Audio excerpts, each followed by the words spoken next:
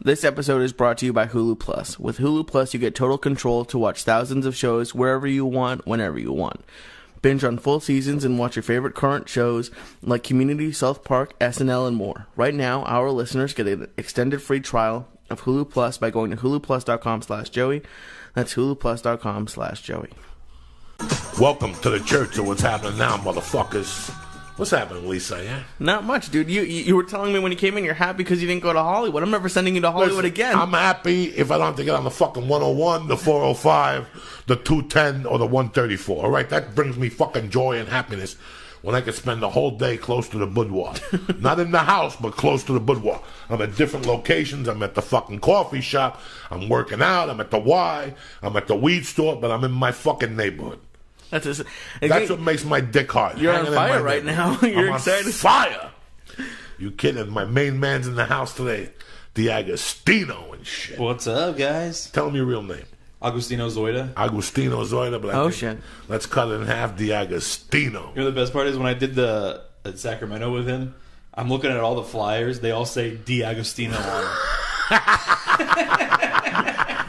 Do you go by D'Agostino on stage? No, I don't. Oh, okay. That's just what he called me. It's over. That's how it is. That's it. It's over. It's over. It's over, dog. That's how it is. People always ask me, like, where'd the Flying Jew come from? I have no idea where it came from. It don't matter. It's here, and that's all that matters. Stick, you ready for a fucking Chibo? It's Wednesday. You got a job interview. I have a job interview in 2 hours. Let me tell you something. If I had a job interview in 2 hours, I'd eat 2 Chibos out of respect. Fuck it. I'd call him up. Listen, I can't make it inside. Why are you outside? What's going on, guys? Everything good? I'm happy you're here today. I have the reason why I have D'Agostino in. He's going to try to help me fucking write the next special. At least, I'm trying to do something good for you people, so I'm going to look at it from a different angle, put a different head in there and a different set of eyeballs. And I worked with D'Agostino a couple of times, and he really impressed me. You know, you've been in the comedy game only 4 years. Yeah. But you're very knowledgeable because you also run one. You run like a comedy club part-time. Right. So it's really good. You've gotten to see from the other angle. You've gotten to see a lot of bad fucking comedy and a lot of good comedy and a lot of in-between comedy. And it's like I always say that I guarantee Joe Rogan must be a great jiu-jitsu guy because he's taken such an education from watching the jiu-jitsu that they teach you being practiced now. So now he knows what works and what doesn't work. You follow me? Because you're watching it from a different angle. So it's not just doing comedy now. You have to watch comedy and let people know they suck and they can't come back. And that's the worst. And that's the worst. And watch people's reaction. But at the same time, what really happened was about this is straight up, people. About 4 years ago, I didn't know what I was going to do. I just knew that I was doing okay for movies and residuals and shit like that. And I was getting little local gigs. I didn't really know what to do. And I was lost. And my wife was talking about moving to the Valley. We were going to move. We had to move out of Hollywood. I didn't want to move out of Hollywood. I wanted to stay in the city with the nitty-gritty. And I was on the road, and she called me, and she goes, I looked at like 20 places, but Joey, I found this spot. And she told me where it was, in Studio City, whatever. Mm-hmm. And, I was like, no. And we went up there, and I said, look, here's the deal. I'm going to move with you because this is what you want. When you're a husband, you're there to make your wife happy. I'll give it a year. And if it doesn't work, we're moving back to Hollywood. And the third day, I knew I was fucking home. Like, I knew I was home. Once I didn't hear cars anymore and yelling and screaming, and I could feel that I was sleeping better. My blood pressure wasn't as high from driving in those fucking streets. I knew that the Valley, and then I started experimenting and walking around, and there's a comedy club. There's a couple comedy clubs in the Valley, and they're not bad. Yeah. And in the process of all this, I was thinking about not quitting comedy.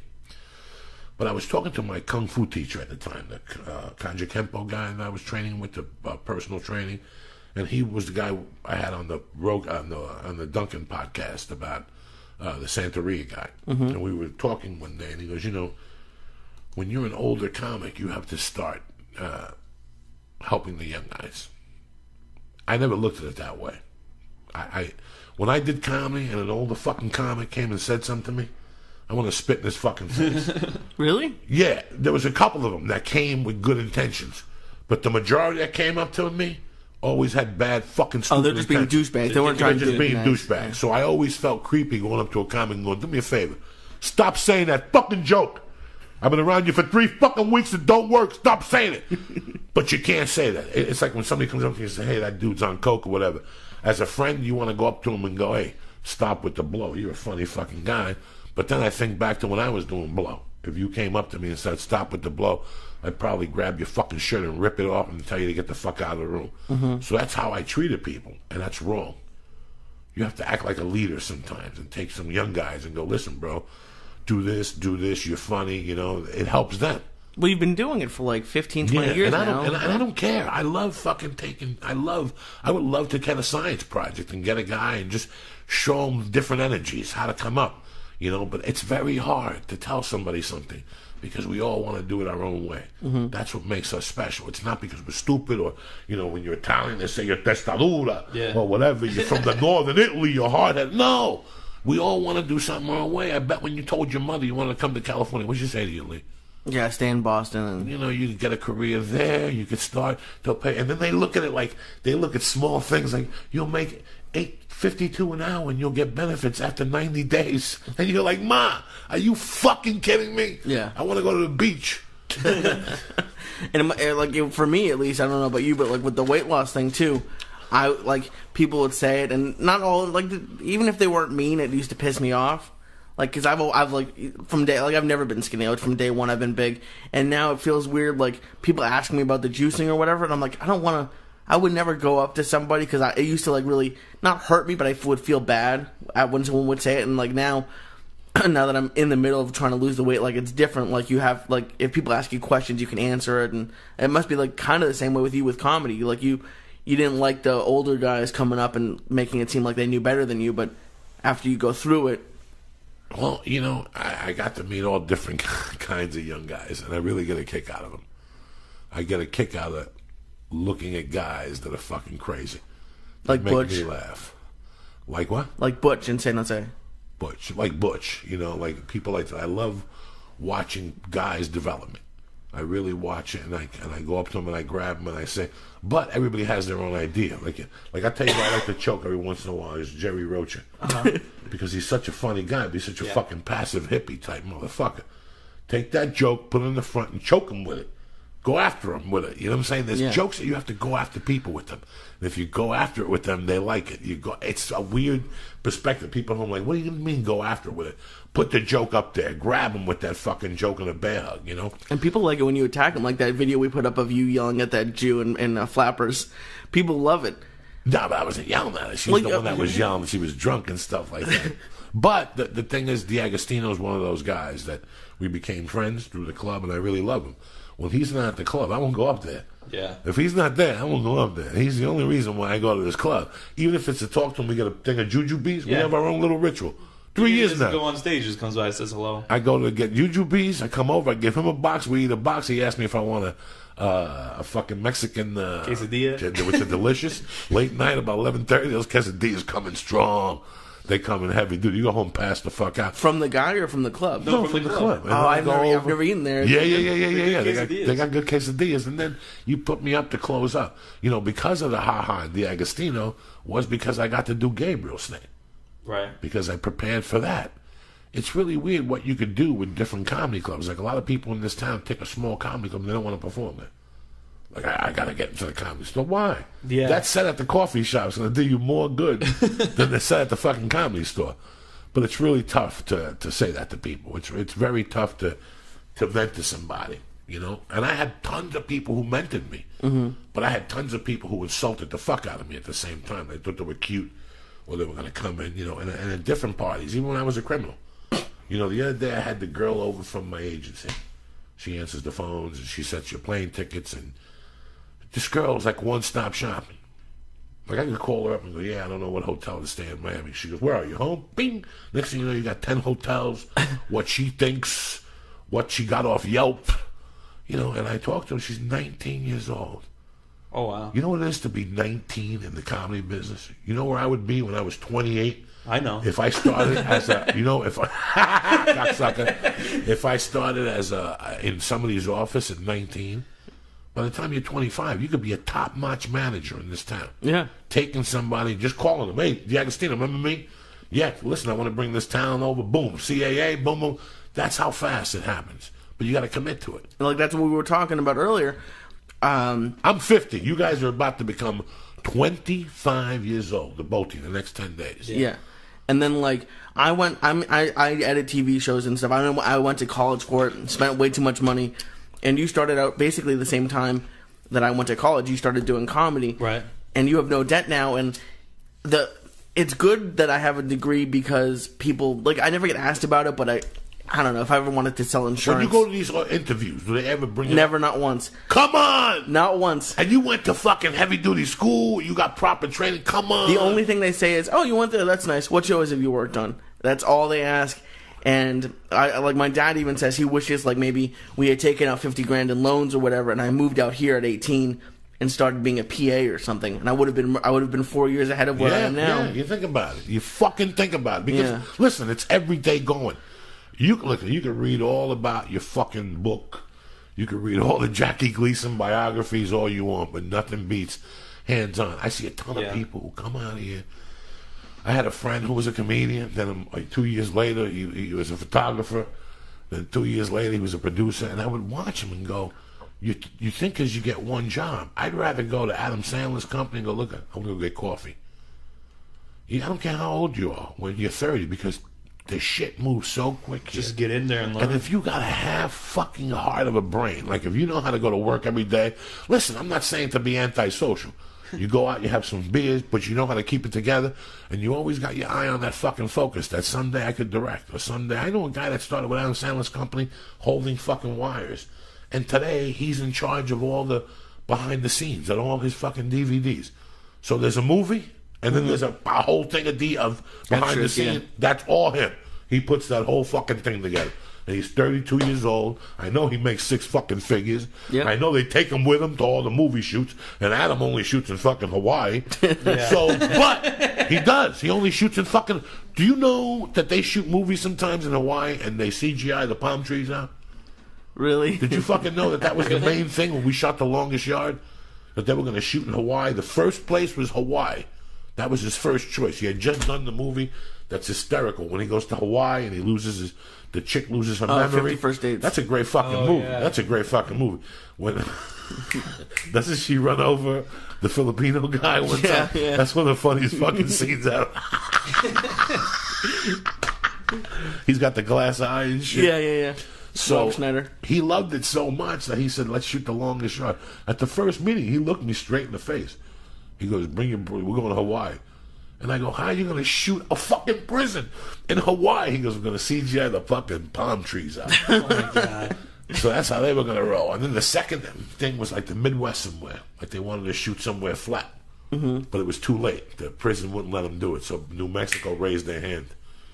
So we shot New Mexico. But that's amazing. That you could have spent 6 weeks in Hawaii. You like wouldn't have been here right now. But think about that, people. If you commit to something, you know how many things happen in this bit? How many jobs open up right before your eyes? How many times have you gone to work somewhere and they have a manager and you go back 6 months later in a complete different office? Yeah, absolutely. In this fucking town because nobody's coming into that. And if you stay and shut your mouth and take notes and pay attention while everybody else who's drinking Friday night? Yeah, go ahead. I'll work till 8, you fucking dummy. And you have to have a thick skin. I'm helping out for this week at an office I used to work at. And even with you, there was a guy at that office who we're really good friends now, but like sometimes the way people teach is not with anger, but it's like tougher. Like sometimes you yell, like you get angry with me for like with a documentary, a couple things, and it's not because you're like super mad, but it's the way someone teaches, and it's. For me, it's I thrive under it. Like I like it. Like it's better than you're doing okay. Like this guy yesterday yelled at me because I wasn't listening to something he wanted to teach me. But it's the way some people learn. And I learned. Speaking of a waste of a college, I spent 1.5 years at the first place I worked, and I started out building furniture and shit. And I learned 80% of what I know building from that. Furniture. When was this? At the first office I was at. I was an assistant editor, but she would come in and I'd be working, and she'd be like, "You got to go build these desks." I was essentially a PA. And then one night, because she was this one lady was really crazy. She came in when I would sit with that guy who would teach me, And I was sitting with him, and she came in and she had me leave because I had to close all the blinds and all the offices. And it's just the shit, like the first jobs you go through, it's shit like that. Like, you work at a comedy club. Yeah. You must have started out, and they must have been like, you must have been like trying to like watch the act and like, hey, you got to go organize the menus or something. Oh, I mean, it's always a fucking curveball all the time thrown at you, you know? Just because someone, and it's always the people in the shittiest jobs that tend to have a high horse about it. Like the movie theater. I worked at a movie theater for 3 years, and they come in and you have to wear black shoes and have nice pants on. I'm like, we're serving popcorn. Yeah. and you're making $12 an hour. I'm making $8. Let's relax. Like, it's people who have a little bit of power. They take it way too far. It was probably less than $8 an hour back then, right? Yeah. You know, I gotta be honest with you guys. Comedy was the only thing I ever stuck with. That and school. Like me quitting high school, the beginning of my senior year stayed with me a long time, guys. That was a really bad time in my life. And staying back, too. And I was sharp. And I was a sharp kid. It wasn't that I was retarded or I was on drugs or I'm recovering on heroin or in jail. I quit because I got a job my junior summer. And a lot of times in high school, a lot of kids, especially Italian kids, they're family-owned brick makers and companies or construction companies, they had their future set. And it's not just a job. I mean, everyone who listens probably knows, but I mean, you were on your own. I was on my own. You were 17 and you had to pay your own bills. I was broke for a while, and I was trying to put the pieces together. This family let me live with them, and they were very nice. And finally, I had this job, and it was union, and I could work nights, 7 to fucking 4. Yeah. And I made, $500 a week. Come on, guys. So I quit this fucking high school shit. And then in November, I got hurt. Like October, I got hurt. And I went to my friend's house. His father's a football coach, and he goes, "Why don't you go back to school? I'll do the paperwork for you." And it was like nothing, It was like everything was smooth. And then they didn't let me graduate because I was 2 credits short. They wanted me to go to high school. So I said, "Fuck you guys. I ain't going to fucking summer school. I'm done." Yeah. And I went and got my GED in Colorado right before fucking the university. All those. I didn't know you got a GED. I got it to make it official. Yeah. Oh shit. Dog, you got to do what you got to do sometimes. And what difference did it make? Yeah. What difference did it fucking make? That time when I needed that money, that was 12 weeks. I put together I don't know, I was making like $1,000 a week. I don't even know what the fuck I was doing. It was a union job. I had put together like $3,000 savings. When they fired me, I got unemployment. They fired me because I got sick on the job one night. I puked and went home. I lived right down the corner from the place, and I couldn't get back in. So they said I'd walked off the job. And about a month later, I went to get my last check. And the fucking, the union guy saw me, the shop steward. He goes, "Where you been?" And I go, "They fired me." He goes, "Nobody ever fucking told me. What happened?" I told him the story. He goes, "They can't fire you for that." He took me, we went into some thing. Like 3 weeks later, he called me. We went to see some meeting. And he got me paid for that whole fucking time. That fucking put me ahead. That was the first time since my mother died that I had really taken a chunk out of debt and I could get some clothes and, So it all worked out. I got put on unemployment. Then they laid me off. I collected fucking unemployment because in those days you worked the winter and in January they lay you off. Yeah. And you stay off till April. And then they call you in April and you work 2 weeks. And it was great. It was fucking great. So I took the chance, and what difference did it make? I'm just very surprised that Lee, you're not the first person who's told me that their college degree is a waste. And they've gone for heavy-duty fucking subjects, and it's a waste. They've gotten a job in something else. But I thought, listen, all college was when I was growing up was to let a future employer know that you can make a commitment to something before you That's do. all it is now. Is that what it is now? Well, I mean, for some degrees, like I was saying, my girlfriend is going to law school, and it's going to cost her $150,000 over 3 years. So it's crazy. Stuff like that, stuff like science or math-related stuff, you probably need. I'm never asked about it. Like writing, anything in entertainment, probably. Anyone who goes and gets an English degree or a history degree, and then they end up selling insurance, they could have just went and sold insurance. I had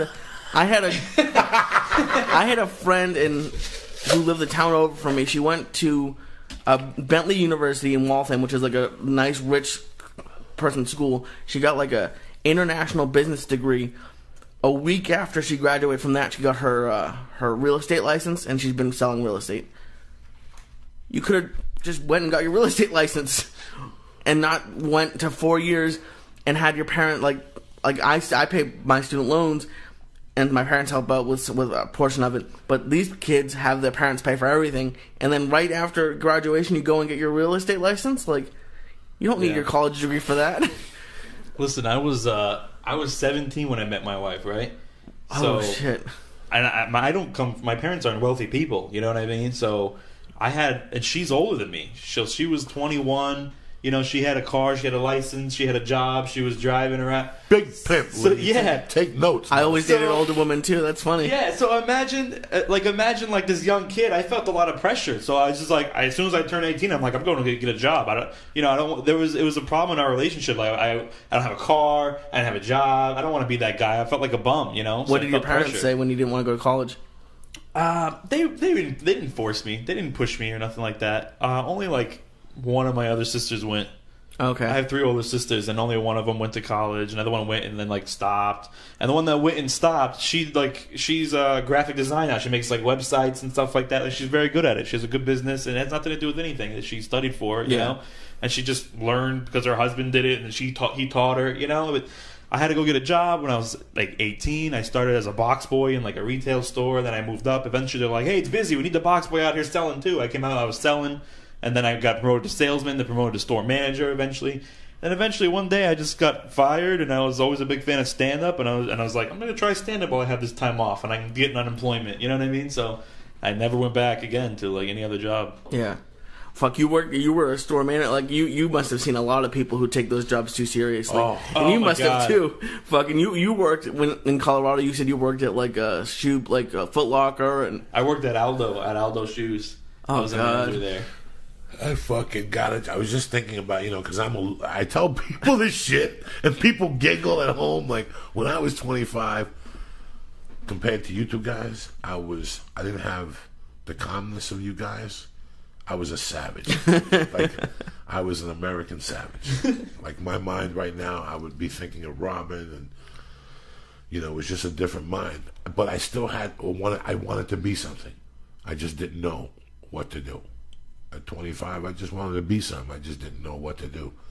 I wish I would have been like you guys and known at 25 that this is your life calling. And maybe not. In 10 years, Lee might be a professional fart taker to the face. And we were trying to talk to a girl at the Ha-Ha the other day. Oh, my God. Oh, my God. To take the fart in the face, and she would not do it. She wouldn't even do it for 200. Nothing. With her pants on. We're like, you can keep your pants on, 200, you just got to fart in And then his there's face. a girl at the weed store that's really cute. Oh, really? The white chick, I think she's half Armenian. She's got the biggest fucking ass. But you could tell there's celluloid under there and everything. But still, and I asked her yesterday, point blank. I said at the weed store, I looked at her, I go, can I ask you a question? She goes, what's this? I go, yeah, well, listen to the podcast. She goes, yeah. I go, Lee, I got to make him take a fart in the face. I go, for the small nickel, will you do it? And she just looked at me. She goes, no. Right? And I go, and she looked at me like surprised. I go, listen, I gotta ask. It's bad out there for a pimp. And she kind of looked at me. She goes, you're right. You're right. I'm sorry. She goes, I don't know what I was thinking. Someone even asked Tabitha Stevens on Twitter, and she said no. Yeah, Tabitha Stevens got asked. So, listen, guys, it's amazing that you guys are doing what you're doing. Like, I applaud you. But I'm going to tell you something else. I'm going to tell you something. It's amazing what friendships do, and it's amazing the people I've met when I was 25 and 26, and the little things I remember, and the things that they were just worthless people, but other people left me. Like, did you know I was hanging out with a guy, dog? I never told this story. I was hanging out with a guy for about 6 months. But this is how sharp I am. This guy was an undercover cop.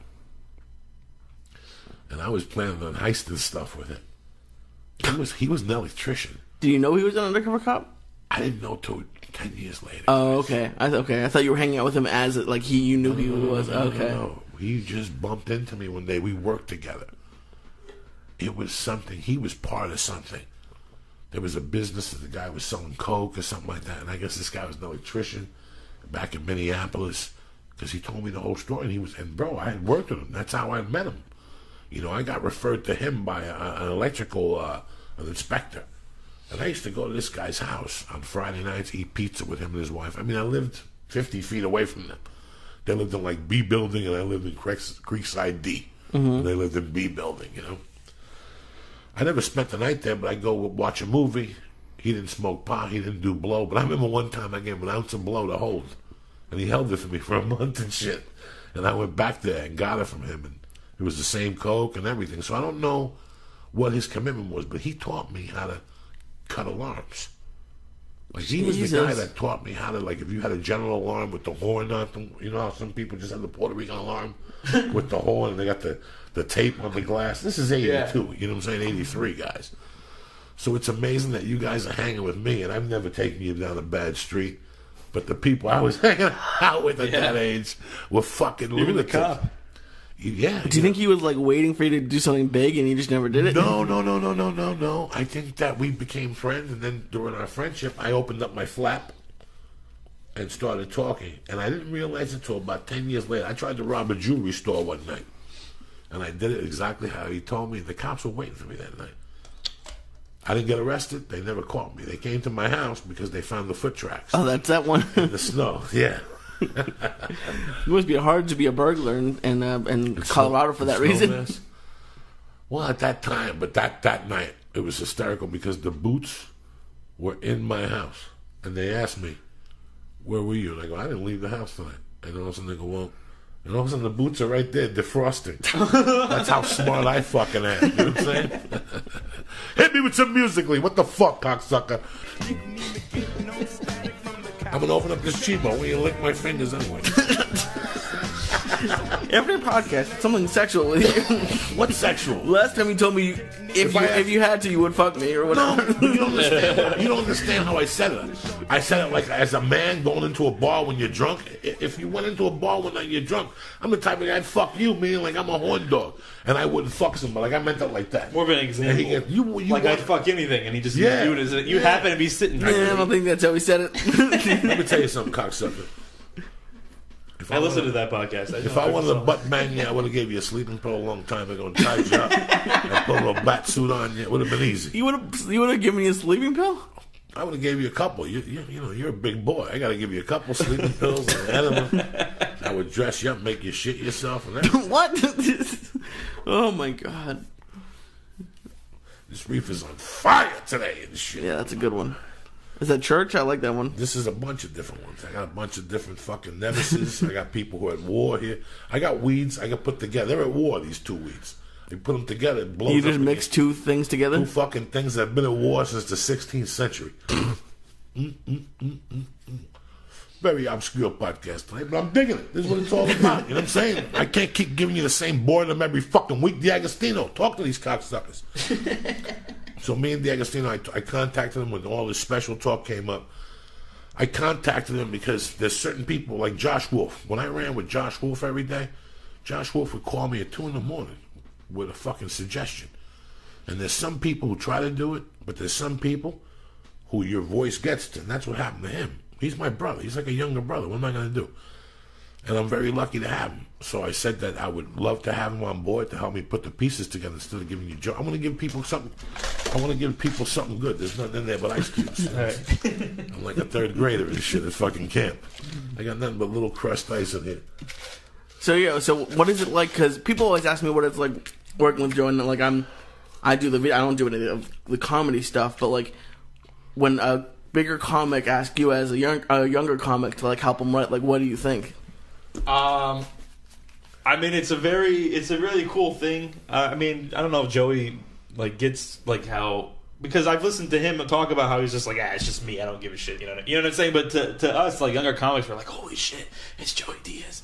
You know what I mean? And also, I don't really want to tell too many people that I'm helping him too. You know what I mean? Like, it's like one of those things you want to tell everybody, but I shouldn't tell everybody. You know what I mean? So it's really weird, man. You come up and you got these people that have this ego, and you hear that they do this and this and this, and let me tell you something. The most important thing in life is knowing that if you want to get better, you could always reach out for help.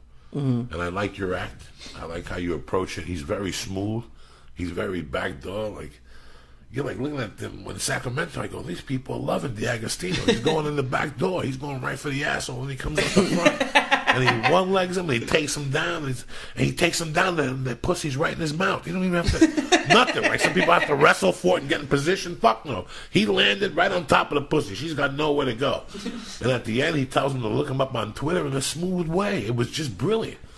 So when I look at a comic and I see that, and I could always use help, if I called, let's say I called Mark Maron or somebody or Bill Burr, who I look up to, you know, they wouldn't have the time or whatever, but we forget about that sometimes. 5 years from now, he might get an HBO special and come to me and go, Joey, I got 10 grand for you.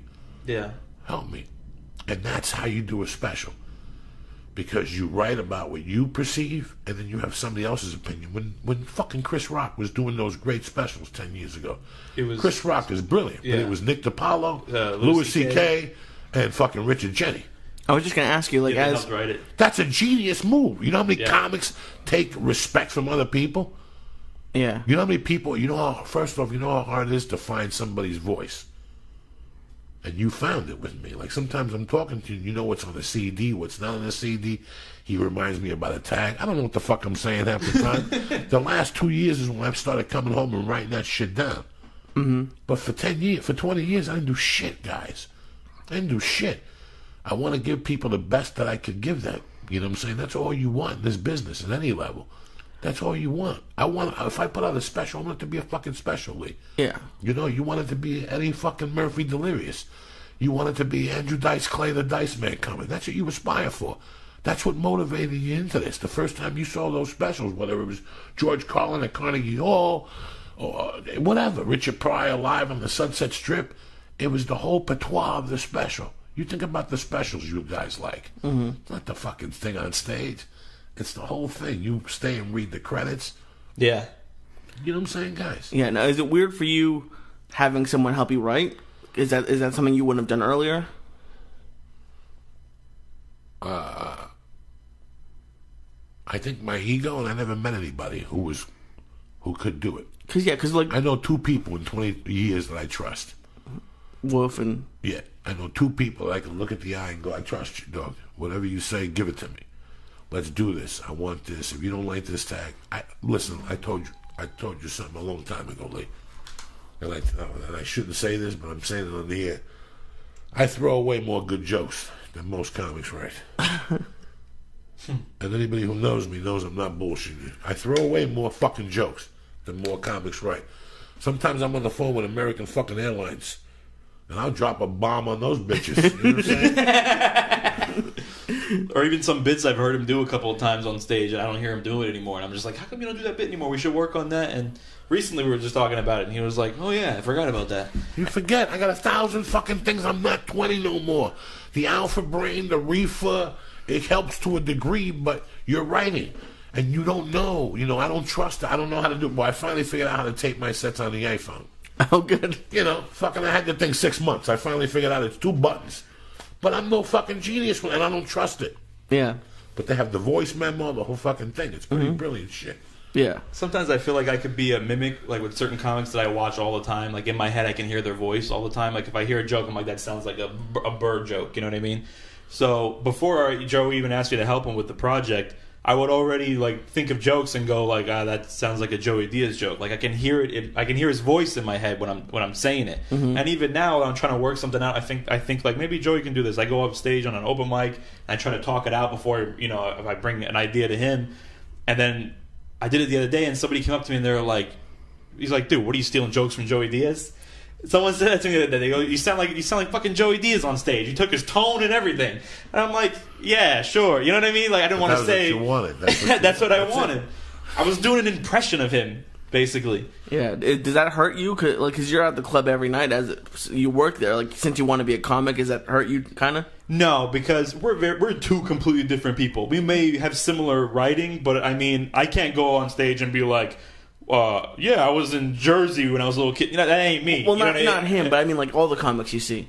What do you mean? Like if you saw Gabriel and Bill Burr and then Joey and then you saw Tig Notaro or I don't know whoever you see every night. Well, I'm not gonna do that. I'm not gonna do practice stuff in a real. I only do it at open mics and stuff like that. Okay. I'm not gonna do it in front of those guys. Nor would I do something I'm working on for him, especially in front of those guys. You know what I mean? Because you never know. Yeah, and then stuff like you always talk about people like will ask you to like, oh, give this to Joe Rogan or whatever.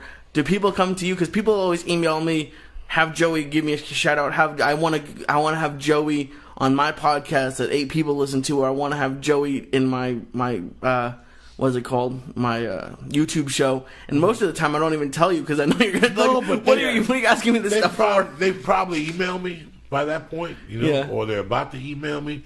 I get a lot of stuff, and I try to be honest with people because what people haven't realized, like my brother's coming, George is coming. Oh, cool. Have you met George? No. From Jersey. George will be here Sunday. He's here for now for Comic-Con. Oh, cool. You want to go to San Diego, Lee? Just let me know. I'm going this weekend. Oh, I've never been. I'm going. I didn't even know it was Comic-Con. Oh, I'm going for Cosby. Oh, I'm going to see Bill Cosby. I saw him in Cerritos. It's great.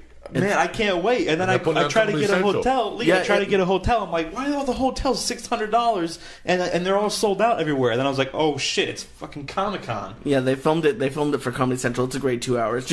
I told Joey I was going. He said, "Eat an edible, listen to the album at home. Why are you driving to Cerritos for?" Speaking of which, you want to kill this motherfucker? Let's do it. Let's do a weekend podcast and I can do it. Because I have to be in Santa Monica telling them why I can edit you things. Fucking look like Fidel. So Cosby's awesome, huh? Lee? Oh yeah, it was awesome. Can't wait. I think I'm gonna go watch him.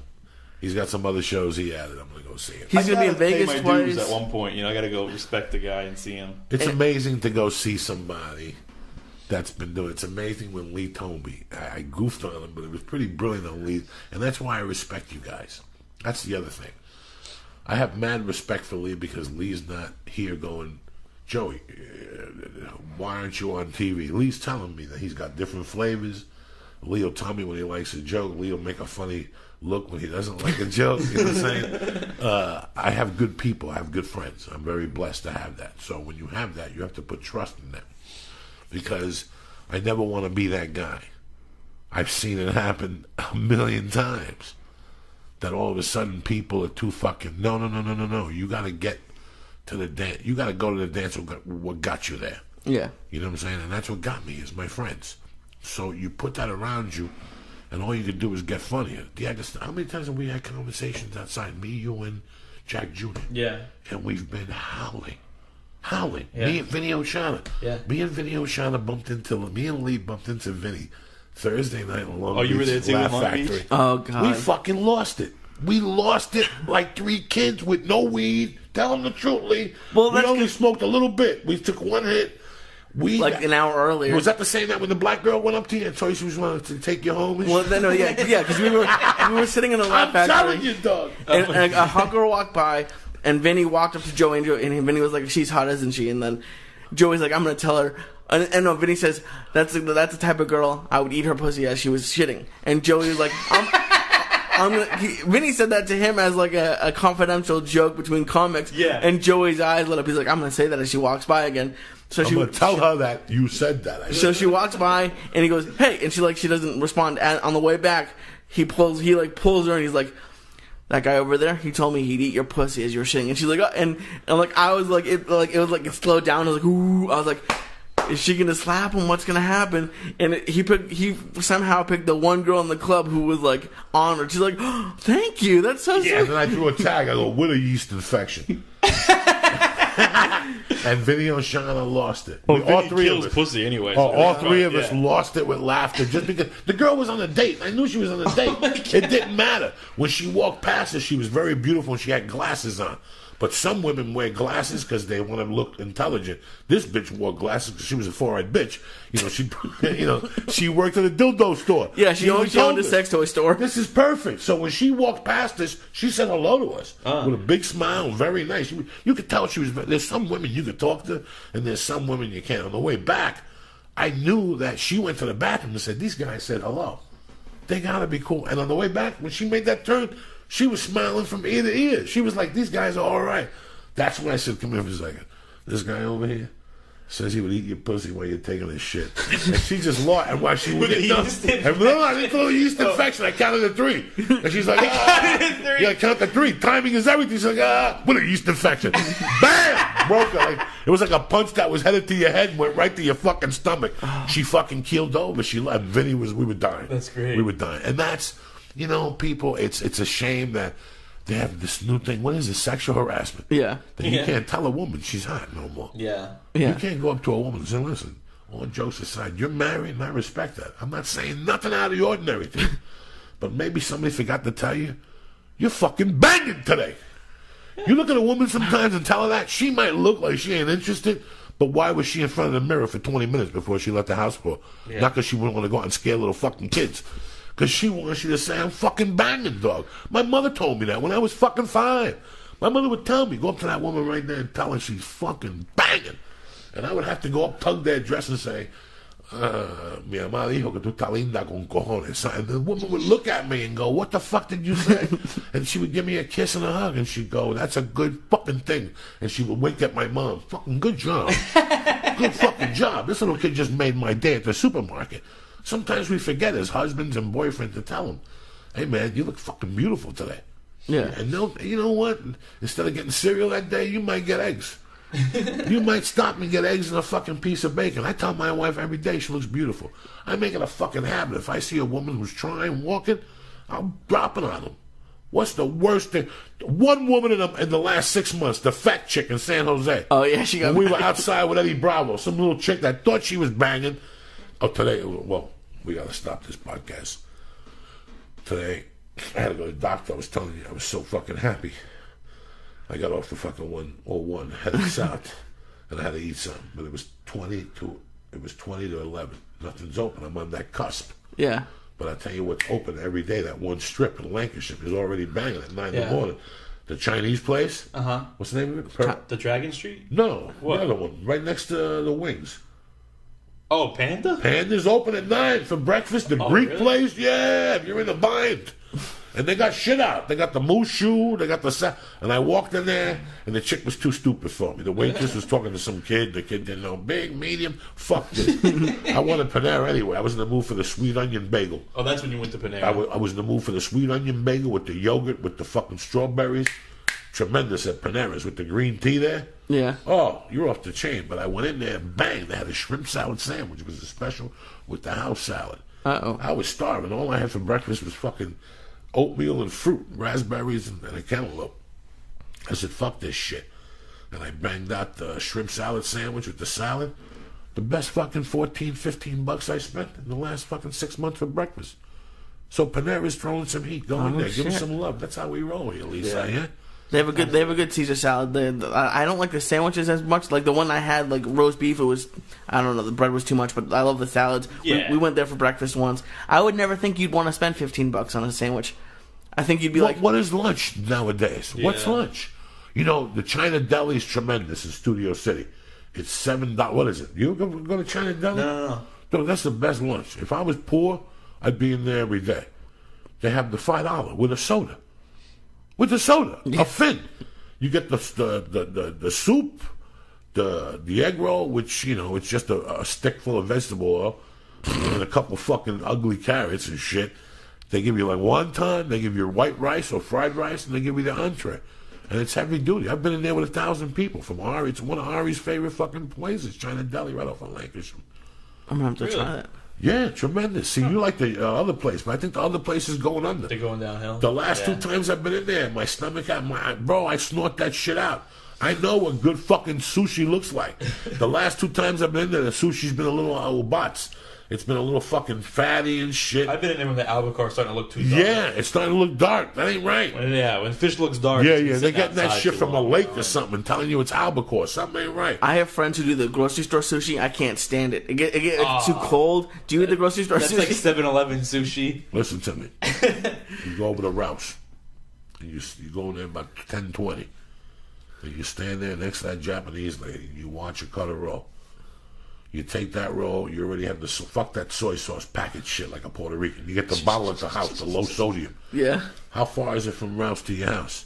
5 minutes. If you first of all, let's come to the agreement of one thing. I love sushi, but I don't care if you go to Ming Ho Hing's Palace of Sushi and they're on a fucking lake.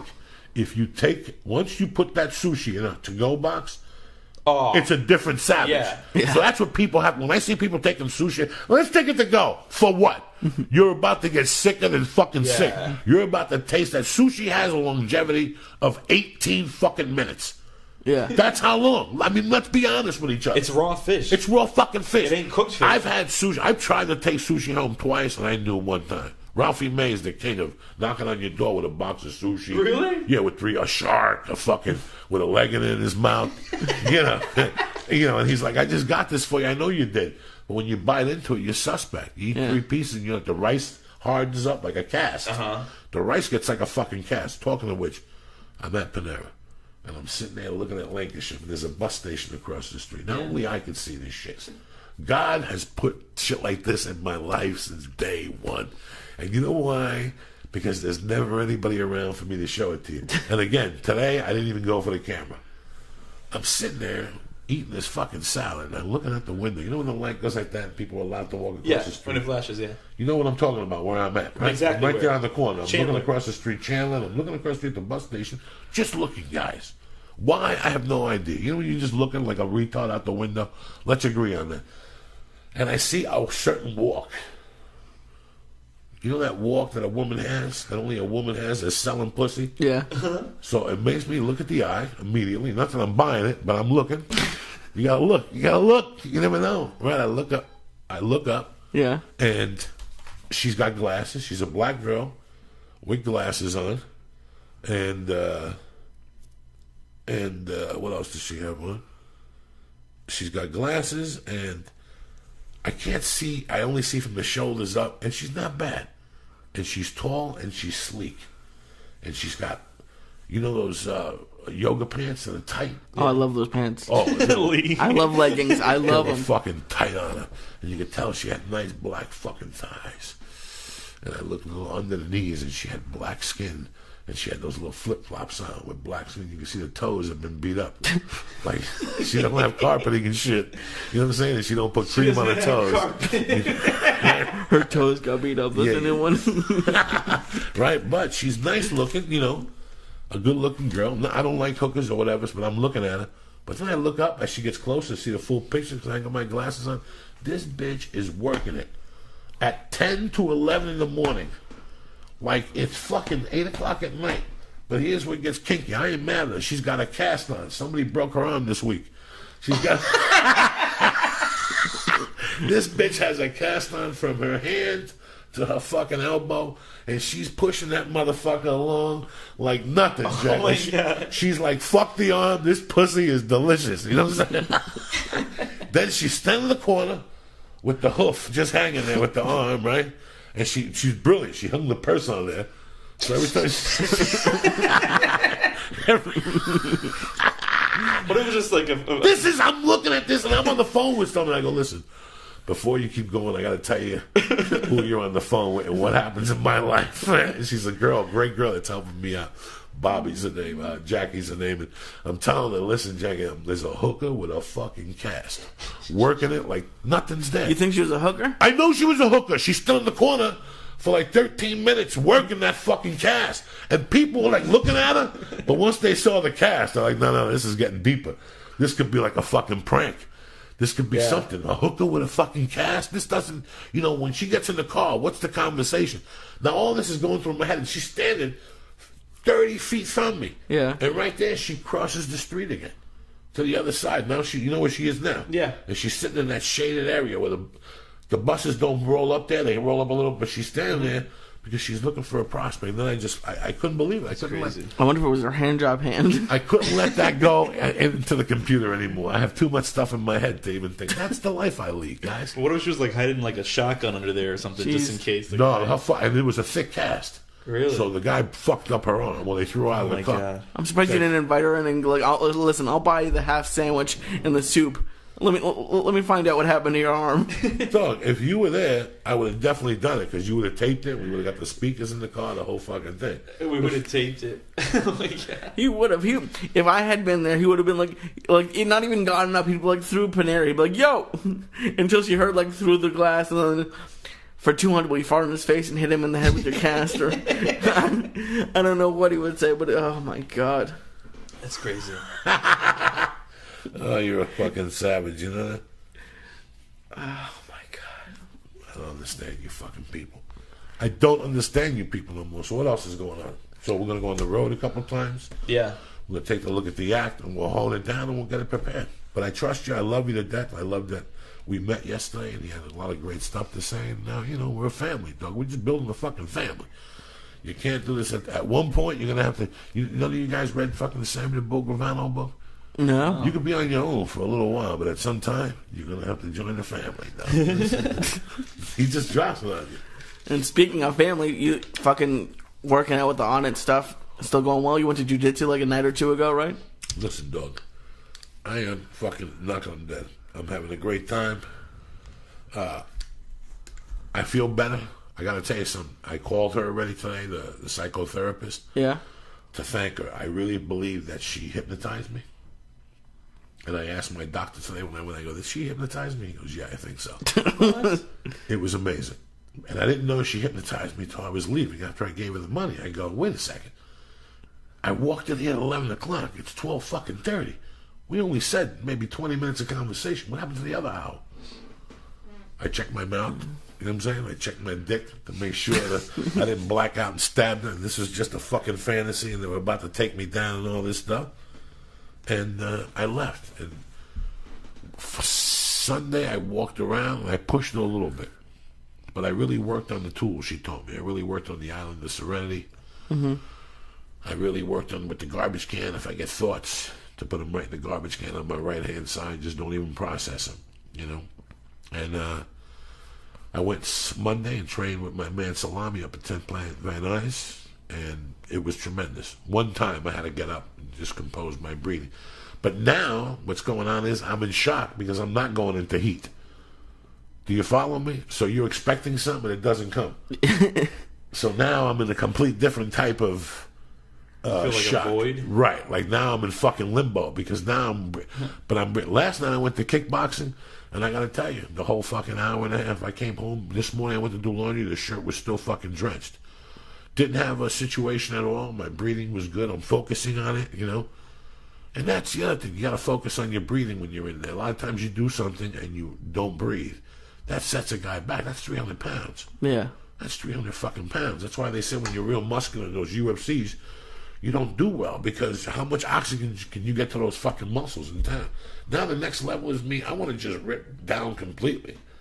Like, you know, but working out wise, you know, I don't want to trick in or nothing. I want to count my points.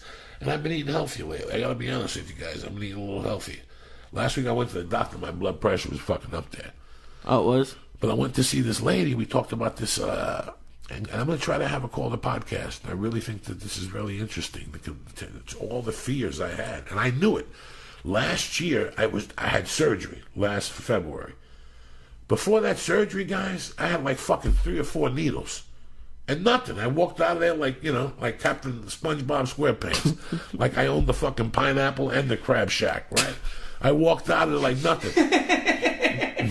Now, at night, right? At night, that one time when I came back from Miami and my legs swelled up. Were you around for that? And they had to rush me to the hospital at night. And that lady said, I got to draw blood. Usually I'm a goner. That time I didn't faint. That was shocking. So I knew a faint was in the universe. I knew a faint was somewhere in the fucking horizon. And then I went to do a blood test again, and I was good. All these blood tests, nothing happened. But they thought I had that fucking cat thing. They thought I had that thing, and I went down there. They were supposed to give me 2 needles. They put 1 needle in my ass. Guys, you should have seen me.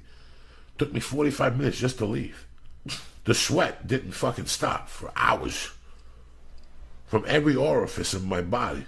I had to lay off the needles for like fucking 6 weeks. You when your wife was pregnant, you went like every week to get a needle. I was worried because and you didn't tell me about it. Like we were talking one night, you said I was gonna call you back, and then you didn't call back. And usually I just think you had an edible and you fell asleep. But then you called me the next day, like, sorry, they took me to the hospital. I'm like, why didn't you call me and tell me you're in the hospital? Like, I forgot about that. You thought you had like a blood clot. You ever get a fucking call from somebody and they say they're in the hospital to tell you they're okay? Then what the fuck you call me for? Yeah. Call me when you're out of the hospital and tell me. Did I tell you what happened last night in the Agostino? No, what? I got stabbed in the neck and I had to go to the hospital. But they stitched me up and I'm all right. You know what I'm saying? But if I call you from when somebody calls you from the hospital, oh my God, that's the first, what happened? And then they go, no, nothing. I got hit by a car, but the bike saved me and I'm okay. I'll limp home. I'll be at the Ha-Ha in fucking 2 hours. You know, like, whatever. But they call you to tell you they're okay. That always makes me nervous. Like, you sure? You want me to come down there? No, then what the fuck you call me for? It's 10:30. I'm trying to watch fucking The Odd Couple. It's just ended up over here. fuck. Hysterical. Do you, when you go get blood taken, you don't get like squeamish from them taking blood? Or like The last time I went down. Yeah. The last time I went down. But I had been to that same office 3 times. And you feel more comfortable? The first 2 times, I was great. The second time, she stayed there a little longer. And something just happened. It just takes me. But I've had this condition for a long fucking time, since I was a kid. Yeah, me too. I've thrown up, fainted in doctor's offices. I don't want it no more. I'm through with it. The only way now in this... Listen, guys, I'm going to be as honest as I can with you. I was telling my wife, I'm at the doctor's office twice a week minimum. Jesus. You gotta remember, I go to Medici once a week, and I go to Dr. Amy once a week. I get cupped, and she that needles kind, me. okay. That's just the minimum. God forbid I get a rash, the fucking fungi on the toenail, the ear infection, the eyes, the fucking dentist. There's always something when you're 50. So right now, all I'm doing is preventive medicine. That's it. I'm not doing no major knock on fucking wood. You know what I'm saying? I'm not doing dick. But you have to go to this shit. I like the acupuncture. I leave the phone in the car, everything. I don't put coins in my pocket. I don't want to be radioactive. I go up there. I want the needles to hit the fucking meridians, and I'm fine. You know, and I hate even going out on Tuesdays, but it's a great night to go to kickboxing. That's what I did last night. But I slept like a baby last night. I drink a bunch of water after that shit and some fruit and flush that motherfucker out. I took one of those acupuncture shits. One was like a cactus. Jesus. Ripped up my little muffler. I still got blood coming out. I just scratched my ass. Dog, you got a fucking coin in your toilet. I do? And he leaves piss in there, so nobody will steal the fucking coin. I don't have a coin in my toilet, do I really? And that fucks with Jews. When you put like a coin in their toilet, they go pee, and a Jew will look at that thing and hold that fucking pee. You probably did that just now. You probably go and put a nickel in there. And they'll stick that cold Jew hand in that toilet and get that water out of there and shit. Lee, boom, boom, sayal. No, Lee, to answer your question, let me tell you something. I spoke to my man Orlando Rios down at On It, and I had him send me the Pro Maximum pack that I spoke about, and they were out of stock. That's how good that package is done. The 119, remember we discussed it with the 2 different packs a day? Yeah. That's how good that fucking product is done. Because they throw, so he says he says they're out of them temporarily for about 2 weeks, but he's going to send me all the other stuff that's in those. Oh, okay. So I'm going to get those, but I told him to really double up on the fucking Shroom Tech. Yeah. That's really helping my breathing. And it's not even the breathing, it's the endurance. It's where I'm at now and how I feel afterward. And then I pop a couple new moons. Dog, I'm 300 fucking pounds. I'm rolling around with 20-year-old little fucking Filipinos who are faster than fuck. Those little Filipinos been through hell down there. They got knives, sticks. I just have this image of like 3 little Filipinos jumping on your back and like doing flips in the air or Dog, something. this one little Filipino. Listen, I got choked out last week almost by a 16-year-old with a fucked up haircut. A 16-year-old with a fucked up haircut almost choked your Uncle Joey out. That's a true fucking story. Are you more pissed about 16 or the haircut? Both. No. It's just that it's such a weird thing that I was telling my wife a couple of weeks ago. We were talking about this week when we were at the farmer's market. She goes, "You really like going there at night?" Like, when I get back, my wife looks at me and goes, "What the fuck? Your hair's fucked up. Your shirt's drenched. You know, you smell funny. You know." And she goes, "You really enjoy this?" And I go, "What are my options, dog?" I think that, and the Agostino, your father grew up, right? Yeah. How old is your dad now? He's 55. And what does he do? He still teaches Kempo or something? No, he doesn't teach it, but I mean, he's always been a big fan of all martial arts and stuff. But he used to take Hapkido and he used to teach it a little bit, the kids' basic stuff and jiu-jitsu. He's got all these like jiu-jitsu T-shirts. I told you, my dad's got all these jiu-jitsu T-shirts when he was a lot thinner, and he's a lot bigger now, so he gives them to me. And I go around wearing it, and people come up to me all the time. "You do jiu-jitsu, man? That's so cool!" Does your dad still go to jiu-jitsu? No, not anymore. Come? I don't know. I mean, he hasn't done it in a couple of years. I don't know why he doesn't do Ask it. him. Ask him if he wants to. 50-year-old guy that is. Yeah, I told them before, and I was thinking about going to the kickboxing class with out you. of shape and say, "Come on down and roll." I should. We'll go right there to Van Nuys. We'll go to 10th Planet Van Nuys. They got an open mat there. It's very nice. Yeah, I'm really fucking impressed with that. I'm really liking what I'm doing. I got the VMAX shirt right now. That's where I go. The Valley, that's where I go. And that's a great fucking jiu-jitsu program. What I like about it's a white belt school. There's only a couple blue belts, maybe 1 or 2 purple belts. Everybody else is a white belt.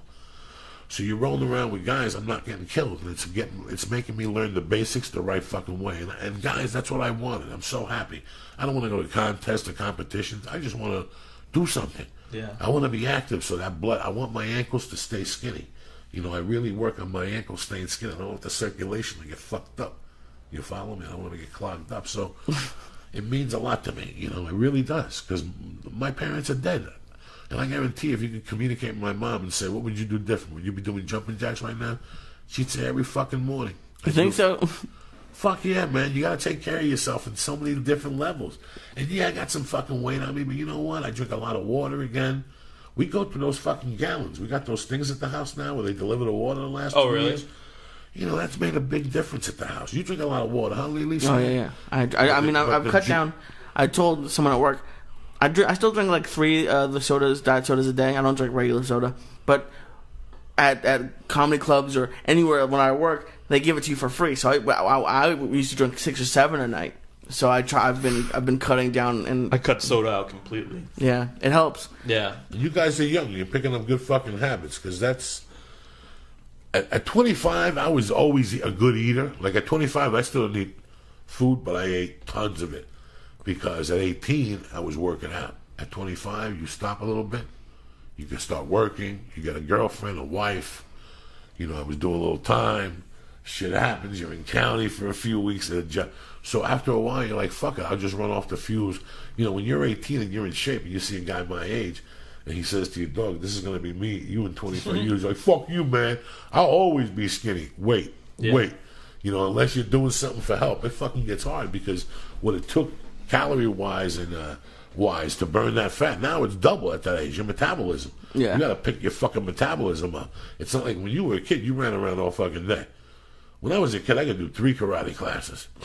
You know, throwing punches, running to the park. Now I do 1. I'm done for the day. And it's not even I'm done. I go home and I ride after that and take a shower and, you know, make calls. Sometimes I go out and do a set.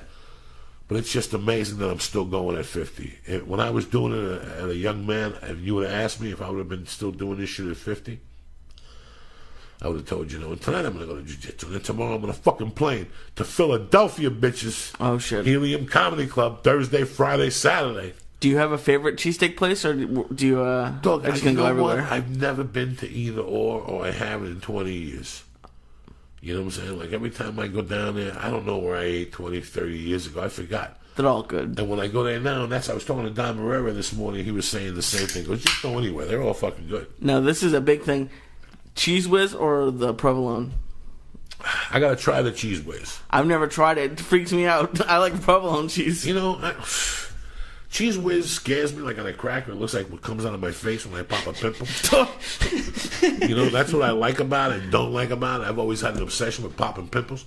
I've never had a Philly with Cheese Whiz. Oh, yeah. I mean, I've never seen that. It's a big question. Like, I've been to Philly a couple times. Joey, not lived in Philly, but you were always there.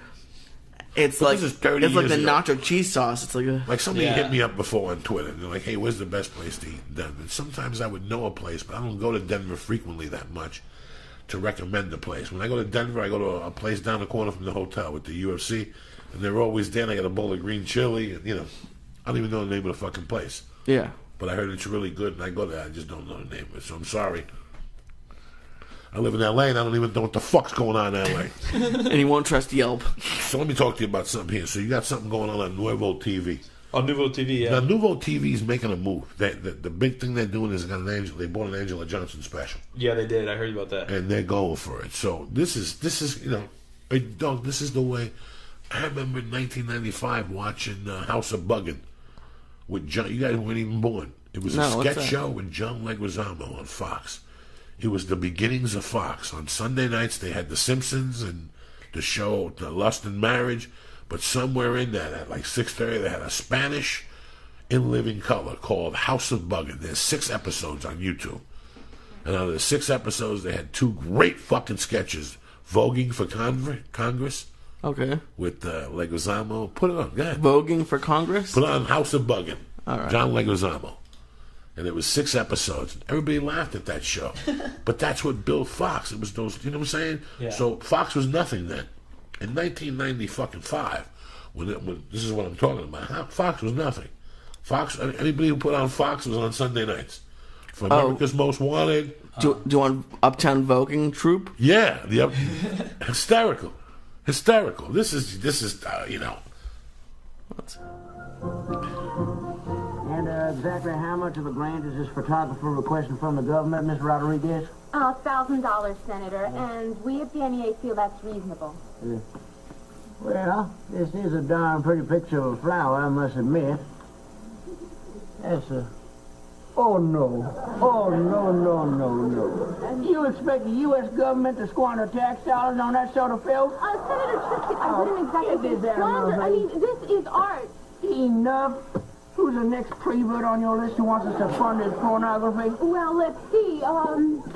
We have a modern dance troupe, Senator. That sounds a little more like it. What do they call themselves? The Uptown Voguing Troupe from Queens. Jesus. In the beginning, the house was void and without stuff. And God said, let there be soul. Yes, you better work it, honey. Jesus.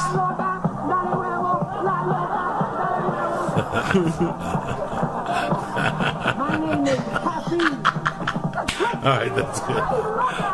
You know, a lot of people don't know this, but Puerto Ricans and Cubans call fags la loca. Oh, really? That's like if you see a fag walking by, you're like loca. And they'll look at you and go, fuck you. Oh, really? And that's what he was saying, la loca, la loca. Oh. It's fucking hilarious. Those Puerto Ricans see a Puerto Rican fag and they call her loca. Oh, no. And it's hysterical. They lose their mind. Man, la loca. Who you calling loca, motherfucker? They'll fucking kill you over it. But in some circles, it's very avant-garde. They like it. It turns them on. Like, so if you bump into a Puerto Rican fag. When is that ever going to happen? You never know. You might be editing a show and a fag busts into the back door and rubs her chest on your fucking neck. And the next thing you know, you're in bed listening to Liberace music. Oh, I love it. The church. Oh, what's happening? Let me go out some motherfucking... So wait a second. We were talking about fucking on it before. I'm doing the whole on it lifestyle. I'm telling you what I'm trying. The weight don't fucking matter. The song remains the same. I'm taking care of myself. I'm getting out there. I'm sweating. The shirts are sweaty all the way down to the fucking shorts. The other day I asked fucking Salami in Jiu-Jitsu, why are my fucking Jiu-Jitsu pants wet? Like, that's fucking tremendous when you're sweating that much. That's got to be good for you at some levels, correct? I guess so. Can't hurt. I said my underwear's turned yellow. That might be a problem. From the sweat from the ball sack, it gets like it's like a coffee sack. It's like when you run coffee through it. That's what it looks like. And after 1 hour, it's probably, after 1 hour. Oh yeah, right by my fucking gagoots. Fucking sweating is good for you, I guess. Right? Yeah. Oh, does your wife clean your underwear? I wash my underwear. My wife come close to that shit. It might ruin it. Hey, when are you gonna get the fucking pool, cocksucker? Work on the physique. I have to start doing it. I'm just. And you told me like that this other week. I work a lot, and I'll diet. But I'm the laziest person. But the pool, you don't even have to get in your car. That's how much I love you. I have to get out of the house. That's how fucking bad it is. I'm asking you to get on the elevator. In fact, you know what I'm gonna go do when I leave here? I'm gonna get you like a bat pole. Like, what are you gonna do? I'm gonna buy you the fucking pole. Strip a pole into the... No, like bat, and you just zoom down. It's gonna slide down to the pool. And then it has the remote control pump on the bottom. And you shoot right back up to the fucking 3rd floor like a doctor. Nobody knows you went to the pool. Except for the huge friggin' bat pole going through the 3 flights of stairs now.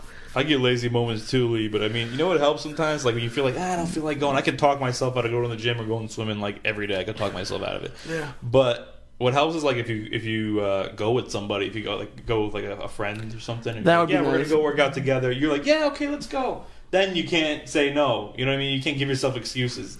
And also, it's like makes it more fun. You're like, yeah, we should go again. Like I go with Steve Simone walking Fryman. You should go, Lee. You should go walking Fryman. Have you walked it before? No.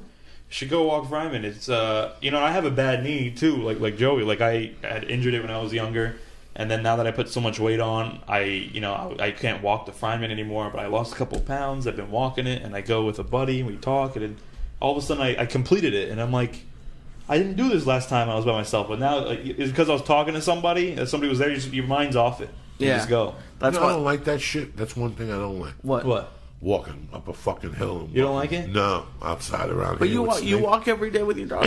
in the neighborhood. Yeah. Well, Why do I gotta go up and walk a fucking cliff? you What the walk up- fuck? Oh, you're You follow? hiking. It's No, a hike. hiking, Yeah, they no. gotta hike, and then you gotta get the stick and the socks. And I have friends that have the hiking outfit. I hate you with that fucking stick. Well, that's why I don't like Runyon. But like Fryman's Yeah, cool. There's- Runyon's very clean. It's a lot of wilderness. The view's good. I'll tell you what, when I first moved here, I'll never forget how embarrassed I was. I used to go to Runyon with this fucking chick, the one I found the aluminum foil in her ass, the stripper girl. I used to walk Runyon with her. We used to have a dog. And we used to walk up that hill, and right when you walked in, right there when you walked in, now they do yoga, correct? I haven't been there Right. in If a you while. go there now, they do yoga on the side. And everybody's outside drinking water and shaking their head like, oh my God.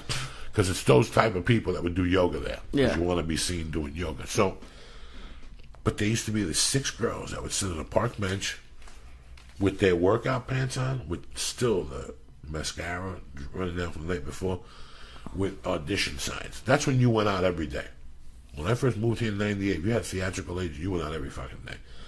And I would always see these girls, these 6'5" girls on the bottom of the hill, and I would sit there with the dog and listen to them.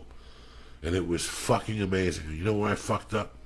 I fucked up not going into the service, and I fucked up not taping these 6 idiots' conversations. Remember, I got here when Leonardo DiCaprio released Titanic. Oh. Which meant that he was getting his dick sucked 8 times a day. We used to see him outside the building where we live, because he used to cop there. And somebody told me one day, you wake up in the morning, you see Leonardo DiCaprio in front of the building? This is no shit. This is true. Are you shit. right after Comedy. Titanic? Right after Titanic, Leonardo DiCaprio owned this fucking town. He was slinging dick every fucking night out. And I remember that I would go up there with the dog and listen, and they would talk about how they would call Leonardo DiCaprio Leo. They were at Leo's this last night. Oh my God. He wore this shirt and we partied, and they would just sit there. And it was ridiculous. And they were talking about acting class and how they went to Jack's house 3 weeks ago. And Marky Wahlberg was, oh my God, he's doing a dinner party and we're dying to go. And meanwhile, people would walk and stop there and listen to these 6 fucking, morons, whatever the fuck they were. It was embarrassing. I always think about where these fucking 6 bimbos are today. Like, where the fuck they at today? They're still there. Like those people that, and I'm not putting anybody down, but if you need to do something like that and go outside at some place, how many people walk around? How many people like that? Even they talk about Runyon Canyon and fucking Entourage. Like, that's how trendy that fucking place it's is. too trendy. Yeah. That's where you walk to be seen. So if you're going to go up there and fucking do yoga, you're killing me. I hope a snake fucking bites you in the leg when you're in downward fucking dog, right in the back of the fucking... Anyway, don't get me That's excited. like people that go to the gym and do push-ups. You know what I mean? It's like they're just doing it just to get attention. Look at the Agostino dropping down. I never thought Oh, because about it that. bothers me because I'm trying to get on the machine and they're like blocking the machine so I can't get on it. I'm not do even using the push-ups. machine No, it's to do push-ups. And I'm like, you could do that at fucking home. Yeah. Like a year ago, or 6-7 months ago, I was gonna go to Joey's trainer at the YMCA because, like you were saying, if you had a friend doing it, but I feel like if I had an appointment with the trainer and they charge you if you miss it, like I wouldn't miss it. But she never ended up getting back to me. But that is something I have to. That's like the one thing that like I've lost 66 pounds on the juice. I would have lost 90 if I'd been working out. And it's just something I'm bad at. But while we have a quick second, have you ever been on Hulu Plus? Yes, I actually have it. I'm a member. Oh shit! Yeah, I mean, I love it. I still listen. I mean, we were talking the other day about how Joey's wife, my girlfriend, does your wife watch it? And like, You know what we like to watch on there? What? I like to watch. I'm no fag, but I like to watch the cooking channel. They have all the shows from the cooking channel on there.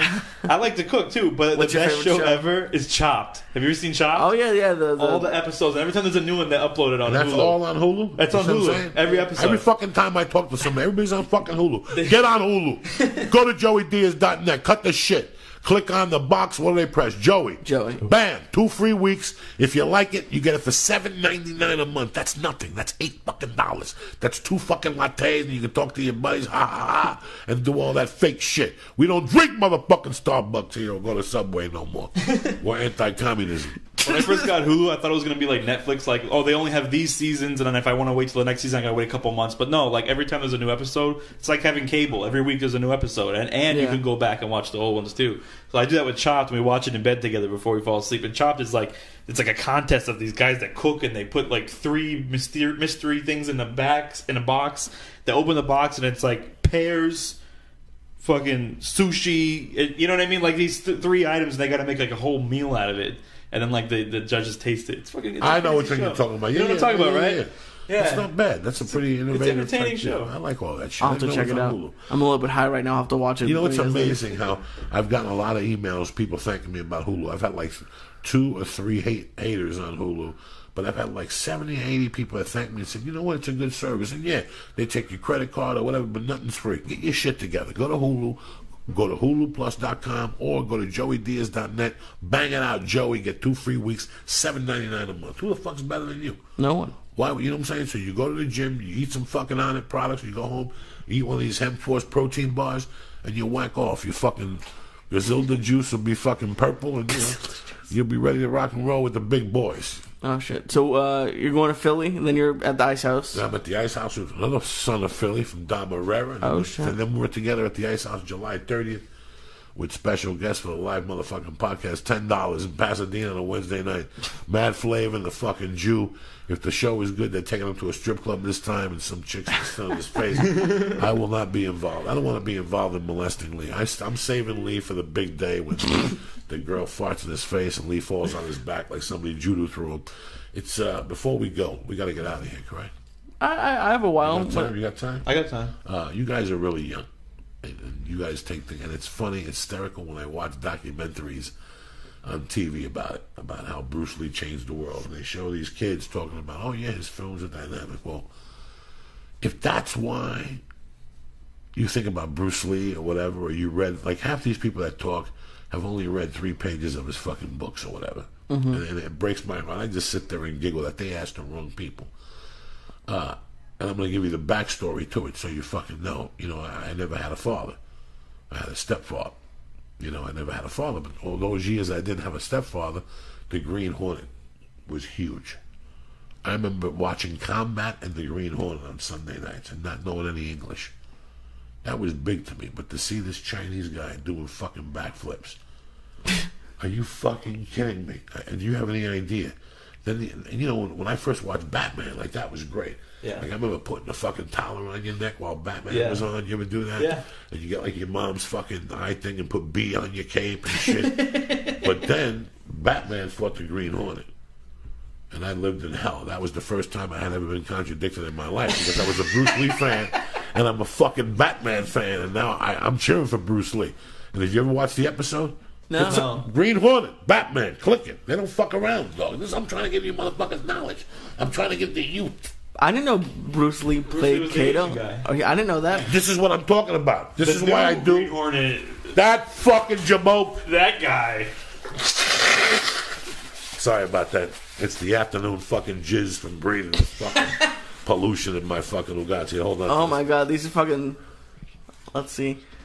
Play Bruce Lee against Batman. I don't want to get careless and hurt Batman if we clash. Well, you always have your gas gun. Right. Let's see if I can. There he is. And we are both quite flexible. But there wasn't enough room to use my horn. God, TV shows used to be so, like, the sets and the costumes. This is crazy. Take your picture. Where's the fight? We've never run away from. Bruce Lee fucks up fucking Robin. This is 1960-something, correct? Something like that. I'm 3, 4, 5 years old. Losing my fucking mind in the living room. Punching shit. Kicking my mother's French poodle. Just fucking going berserk. Batman just threw Robin on a guy. And look at Bruce with a little butler hat on. He didn't give a fuck. But that just goes to show you what Chinese people were in 1966. They were either butlers, they had a fucking restaurant, or they were a chauffeur. That was bullshit. Look at Bruce from 1966. Look at bam! Look at this. Oh my god. Bam! Look at sidekicks and shit. This is all on YouTube. This is real. Now you're 5. You're jumping up and down. You're about to kill your babysitter. Look at him. He just fucked him up. Now they stop. Roundhouse Look kick at to him. Robin. Kato don't do dick. Standoff. Kato don't do dick. Heat. A photo finish. And then to fuck with you, they made it a 2-weeker. You had to wait till the following week. Let's go. See? Oh shit! Let it play. In the classic tradition of the fish out of water show. Oh shit! I'm fucking dropping it on you, motherfucker. So do you understand me? Then they canceled it. So this country was left with this gap. Oh, they Now- didn't go and finish the fight? No, they finished it. They brought it back the next week and they finished, but then they canceled the Green Hornet. Oh, okay. So I don't know what year. Let's pretend it's 69. So there's this fucking gap in this country. Now, in this country, when I moved here, and listen, let's be honest, I don't even fucking remember sushi.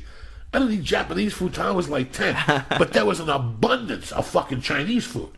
My mother was a big Chinese food guy. In fact, she stabbed the waiter at the Chinese place on 87th Street in Broadway with a fork one time. This is all true shit. My mother was always in this place. Wonton soup, pork fried rice, egg rolls, lobster cantonese. My mother loved lobster cantonese. Whenever I go to a Chinese restaurant, they have lobster cantonese on the menu, I get emotional, dog. Because that was my mother's shit. Only my mother and Jews eat lobster cantonese. That's the shit with the fucking... whatever in it, the ugata juice, the fucking the shrimp and lobster sauce juice. That's brilliant, brilliant. So now I left this country with this fucking gap. Mm-hmm. And then the first movie to come out was a movie called The Big Boss. That's what it was released at in China, but here it came out as Fist of Fury. And in that movie, his cousin's missing, and God, Bob, and he goes to get him, and they kill the cousin. And now he has to kill the whole fucking office. And at the end, he kills the man. It's a great movie. It really is a great movie. It took you. And that was the beginning of it. The real first martial arts movie that came out was Five Fingers of Death. That's on Showtime. His hands would turn red. They were practicing the iron palm technique. I saw it on the Route 3 drive-in right off Secaucus, motherfucking New Jersey, right there. I don't even think it's Secaucus. I'm telling you guys, I'm dropping it on you. But in the 4th grade, I'm watching Happy Days. Okay? And, you know, Yeah. and then the first, like the third commercial, you know, when you're fucking around with people, you hear like he's back. Put on the trailer for the Chinese Connection. Okay, so you're just a regular white kid. You're in Catholic school. You know, you got put in Catholic school, obviously, because you got some type of issues that they can't figure out. Maybe you're retarded. Maybe you got ADD. Maybe you're hyper. With me, I didn't have a dad at this time. Then my mom remarried, so now I'm acting out. The trailer for Chinese Connection. Yeah, I'm trying to find. No, it's okay. Trying to find one. I thought you didn't know. I thought I was telling you something, buddy. I'm sorry. No. You know I love Let's you. see. By the way, the original Batmobile, the one that Adam West drove, you know it's like in NoHo, right? I drive by it all the time. Come on. There's this, I forget, I'll find out the street for you, but it's right around the corner from Haha, and there's this big glass window in the storefront, and that car is in there. Oh shit. You can just walk by and look up the window and see it. They keep it in the front. Let's This see old if guy owns it. Let's see if this one's it. Does it say trailer? Yeah.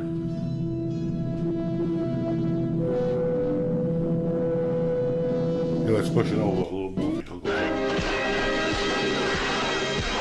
You see this shit? You see this shit? So think of watching American TV. And all of a sudden, this is the first commercial. But they're supposed to say shit. He's back. Okay, I think this one's just they have like the Chinese letters with the English letters. Let's see if I can find a different one. You're slipping, though. Let's see here. If That's there's what I'm another talking one. about. You know what I'm saying? Yeah, I love this motherfucker. But from time to time, you give him some marijuana and off goes the fucking nanny bill. Oh. God damn it. Let's see if this one has it. There you go. The immortal Bruce Lee. There you go. In 2 blockbusting martial arts classics, The Chinese Connection and Fists of Fury. Well, think of watching Modern Family today. And all of a sudden this comes, flying Chinese people out of the fucking sky. And you're losing your goddamn mind. Yeah, you're sitting there, your head's about to blow up, and it's Tuesday. And you got to wait till Thursday for this movie to come out. And in those days, you didn't stand online. They would kill you. The movie theater would go, get the fuck home. You had to sit home and drive your mother crazy. You would just sit there and stare at the fucking clock to the Bruce. And I'll never forget my stepfather picking me up Thursday night at the thing and going, what do you want to do this week? And we go, we're going to go right to the drive-in movie. And it didn't come out till Friday at 1 in those days. and us going Friday night. And the Chinese Connection, there's one scene where he goes back to the karate school and he calls out the whole school. And he does a fight scene, but he steps back and he puts two hands up and two guys get knocked out. When you see that, your mind the fucking blows up. And and after it came to the drive-in, like once I caught the movie, and then you went back to school and you talk shit. Yeah. And then, once it came to Union City Cinema, that was walking distance from my mother's bar. That's where I go with all my goombas. And my mother let me stay out late, so we go to the late movie. And we catch a Bruce Lee movie, but the best thing on the way home there was Ponte Deli. And they would put all the fruit boxes out. Boxes. Tons of boxes. So we would all release our tensions by beating up the fucking boxes. 2 hours of Bruce Lee smacking fucking Chinese people was brilliant. But, you know, that's when you watch that, you see it. Then he released Way of the Dragon, and then... But let me tell you something. The anticipation that he left in this country, like, people had a different respect for Chinese people. It's like when I was watching the Julius Erving documentary on ESPN. You know, I'm watching this going, this guy did more for black people than, you know, him and Muhammad Ali have done more for black people through sports than the people that were supposed to be doing stuff for black people. You follow me? Because you accept him, you let him into your heart because he's a good basketball player, and bam, then they turn you on to Earth, Wind, and Fire, and you're fucking done. Yes, it's all over the fucking shot. So my whole thing is that when you look at Bruce Lee, and I still, guys, I was hooked. I was hooked. I wore the shirts. I wore the white shirt with the fucking black shirt over it, and the pants and the shoes. My mother was worried about me. I'd have rice. I'd have rice in my room with chopsticks, and I'd have fucking. I'd have your urns that burnt fucking incense, and I had posters of Bruce Lee everywhere. And we were all waiting for the Chinese. We're all waiting for Enter the Dragon. The picture's over now. Remember, there's no internet, guys. Yeah. So you had to go to a special comic book store, and they would order the Chinese books from the magazines, and you have to get Chinese magazines to learn about Bruce Lee. This is deep, guys. This is not, you know, this is deep. We had to go to Chinatown to get black and white pictures of Bruce Lee's from the picture. You didn't just, this was underground type shit from the sets.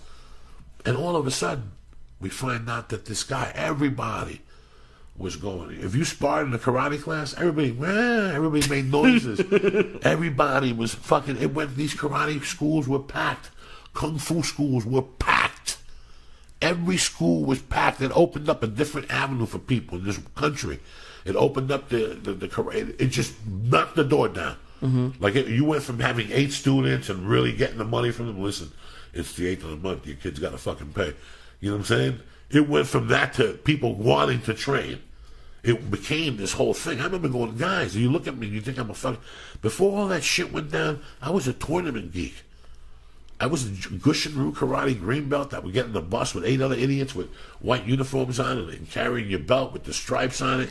And we'd go to the Bronx and we'd put a cup on and compete. I didn't even have hair on my fucking cock or nothing. Nothing. I was just a little fucking kid that went over there, and that was my life. At night, I remember going at night, like going home, doing homework, and my mother would go back to work. And I would call my mom and go, Mom, we're going to Mario Diaz's house to do a set. Mario Diaz was a Cuban-Chinese kid in the fucking neighborhood. And I would go to his house. This kid, Glenn Cologne, would go to his house. This kid, Steve Oronowski, would go to his house. And you know what we'd do till midnight? We'd beat the fuck out of each other in the basement. He was a black belt in karate. You were a black belt in Aikido. It was everybody's life. And all of a sudden, Bruce Lee fucking died. And that was the first time I had really experienced that. It was Roberto Clemente and Bruce Lee. As a young man, their deaths were fucking... Because I didn't know my father, you know. But those two, they were my fucking heroes. Gone. When Bruce Lee was gone, there was a couple months there. My mother was worried about me, guys. That was deep. That was deep for not just me. Half of fucking America. Half of fucking America were taken. How can this guy die? He's got the fat content of 9%. The headaches, the whatever. He died at some Betty Ping's house. It was just trash. So people really don't know. Well, we're going to celebrate the 40th fucking anniversary of this. And you got to sit there and go, what would it be? He invented MMA. Watch Enter the Dragon. Watch the first fight in Enter the Dragon. This fucking guy, he's getting all excited doing Bruce Lee moves. Watch the first fight in Enter the Dragon. Doesn't it end with a fucking arm bar or something like that? And look who the guy is. It's that guy that had the show on CBS. Biting his fucking ankle or whatever the fuck it was. Enter the Dragon's got some... My favorite of all time is Chinese Connection. That's the favorite one. They have it on YouTube, like in pieces, like in 10 pieces. So if you want to watch it, and they got great, fucking tremendous fight scenes and spinning back. One of my all-time. It's on my DVR. I was gonna say that, and I watch it once a week just for entertainment purposes, just to think to myself, Jesus fucking Christ, how lucky was I that I was alive and I saw the change he had. Anyway, did I give the shout out yet? I'm pretty fucking you high. did. Yeah, I am too. I'm pretty fucking high. I don't know how this happened. I still got a joint left. You don't know how this happened. You had 3 joints. What? So what? That's an afternoon at the Diaz. No, it's not bad. I'm just saying you always act so surprised. Why am I so high? Because you had 2 edibles today and you had smoked 7 joints. And all right, get it together. What happens? So like he said, we're doing Philadelphia this week, the Ice House next week, and Don Herrera called me up this morning. I was very impressed. I really was. I grew up fucking idolizing him. Right now, I'm starting to look around and going, Jesus Christ, I'm doing a podcast, but so is Dice Clay. These are the guys that made me do what I fucking do. Yeah.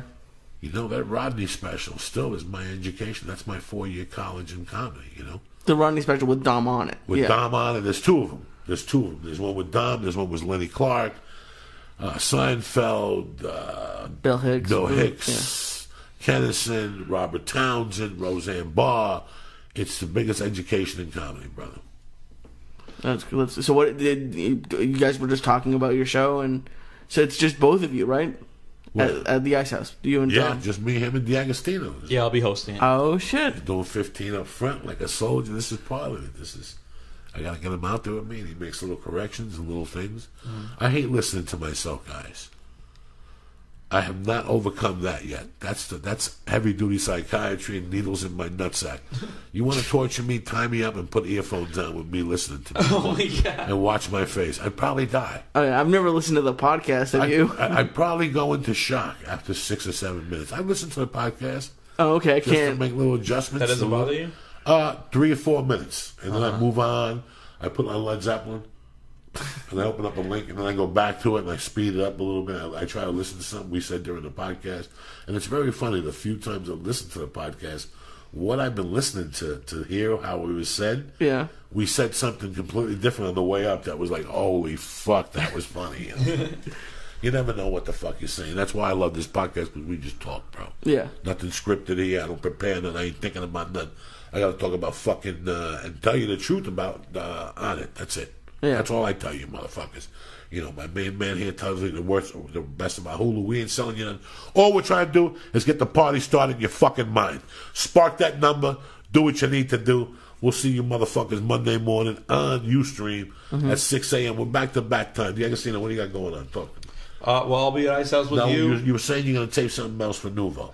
Yeah, you already taped something for us. I didn't tape it already. I taped season 1, okay. And then they contacted me about season 2. So I'm working on I gotta send them they want to see all new stuff. So I gotta send them I got something to send them. You've been doing comedy 4 years, and it's already moving and shaking for you. I'm proud of you. You know what? Yeah, whenever your birthdays come up, Lee, you always look back at what you did that year, and you're like, what did I do this year? Did I procrastinate? But you know what? I feel good this year. I got married this year. I got the 1 TV credit under my belt. I'm working with you. I feel good. How is that being 25 and being married? Because it freaks. I have friends getting married now, and it freaks me out just thinking about it. Well, you've been with her for 7 years. Yeah, it has to be the right. It's got to be the right chick. So a lot of people think I could never be married at that age, but if it was the right girl, you could. She's like one of my best friends. We have a good time together. We hang out. We enjoy each other's company. It's not hard. Okay, yeah. Because Joey, you got married like 27, something like that. Something like that. I have friends who have kids now and are getting married. I'm like, oh, Jesus. I was not ready. Yeah, I'm not ready. I was not ready emotionally. I was not ready mentally. I was not prepared for the whole commitment of marriage. If you are at that age, God bless. And a lot of people have done it. I hate when somebody says they're too young to get married. Nobody plans to get married at 21. Nobody leaves high school going, you know what? Yeah. I'm going to get married next year. It's so weird how people try to plan shit in their lives. When people say to me, well, we'll get married in 4 years, I want to reach across and smack them in the fucking mouth. Yeah. 4 years? What are you fucking... You know what I mean? Think, well, I want to finish law school, and it's not going to work out. Yeah. Go now. Today. Get it over with. Go over this dry hump. You're going to wait 4 years? You got 4 more years on your own. You can both be living together.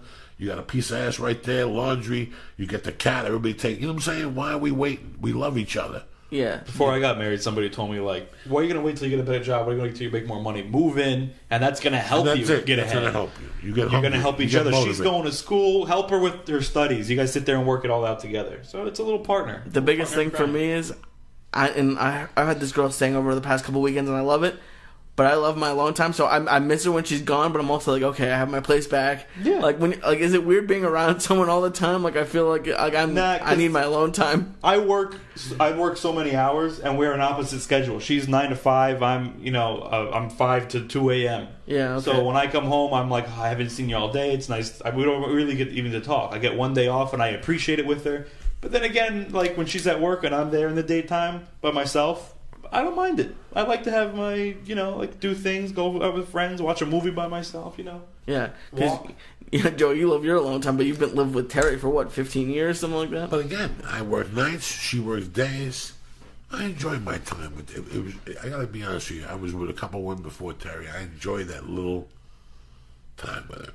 And you know it. You know when you're with a woman that little time is everything in the world, whether it's just walking the Jamba Juice or taking a fucking ski trip or whatever the fuck you do, Yeah. And you try to keep it at that level. Like I really worked hard when I was married, when I was younger. I didn't work at marriage at all because I didn't think you had to.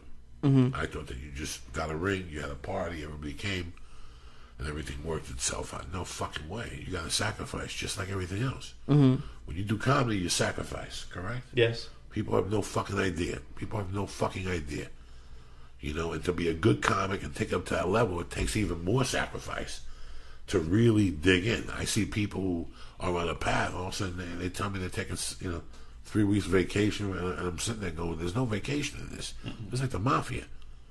There ain't no time off. There's no cards. There's no bonus plan. You got to work while you're walking, while you're living, while you're breathing, Yeah. Take a vacation when you're fucking 60. Go down there and sit like old man by the sea and drink cocktails. Fucking vacation. Jesus Christ. Pussies. If it was up to me, I'd close all the fucking ships.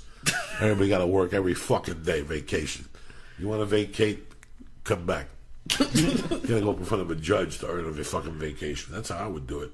You're the only person that doesn't like vacation. Because too many people take advantage of it for no fucking reason. And I was around a lot of fake people who would live their life. They would judge their life by their vacations. I was surrounded at one time in my life, and they didn't see it. I saw it. They just lived from vacation to vacation. And then years later, I realized I was stupid because that was what their life was about. Who was I to judge? But it was very funny. And they all mind-fucked each other. So it wasn't like you and Lee were tight and you and the wise one. No. You try to outdo each other. So there was 6 people outdoing each other twice a year. We're going to Bangladesh. Oh, no. We're going to India to feed blind kids. Oh, no. We're going to Australia. We're going to save sharks and bloody gulls, and we're going to suck Mel Gibson's dick. Everybody, it became something else, but just going away. It was like going away to show something, to show that people know, like, we just came back from Vietnam. Oh, we fed kids. Jesus fucking Christ. Just been on a vacation forever. Really? When I go on vacation, I'm still working. Like I'll find a spot to do somewhere at some After club. 3 fucking days, if you're like, what the fuck?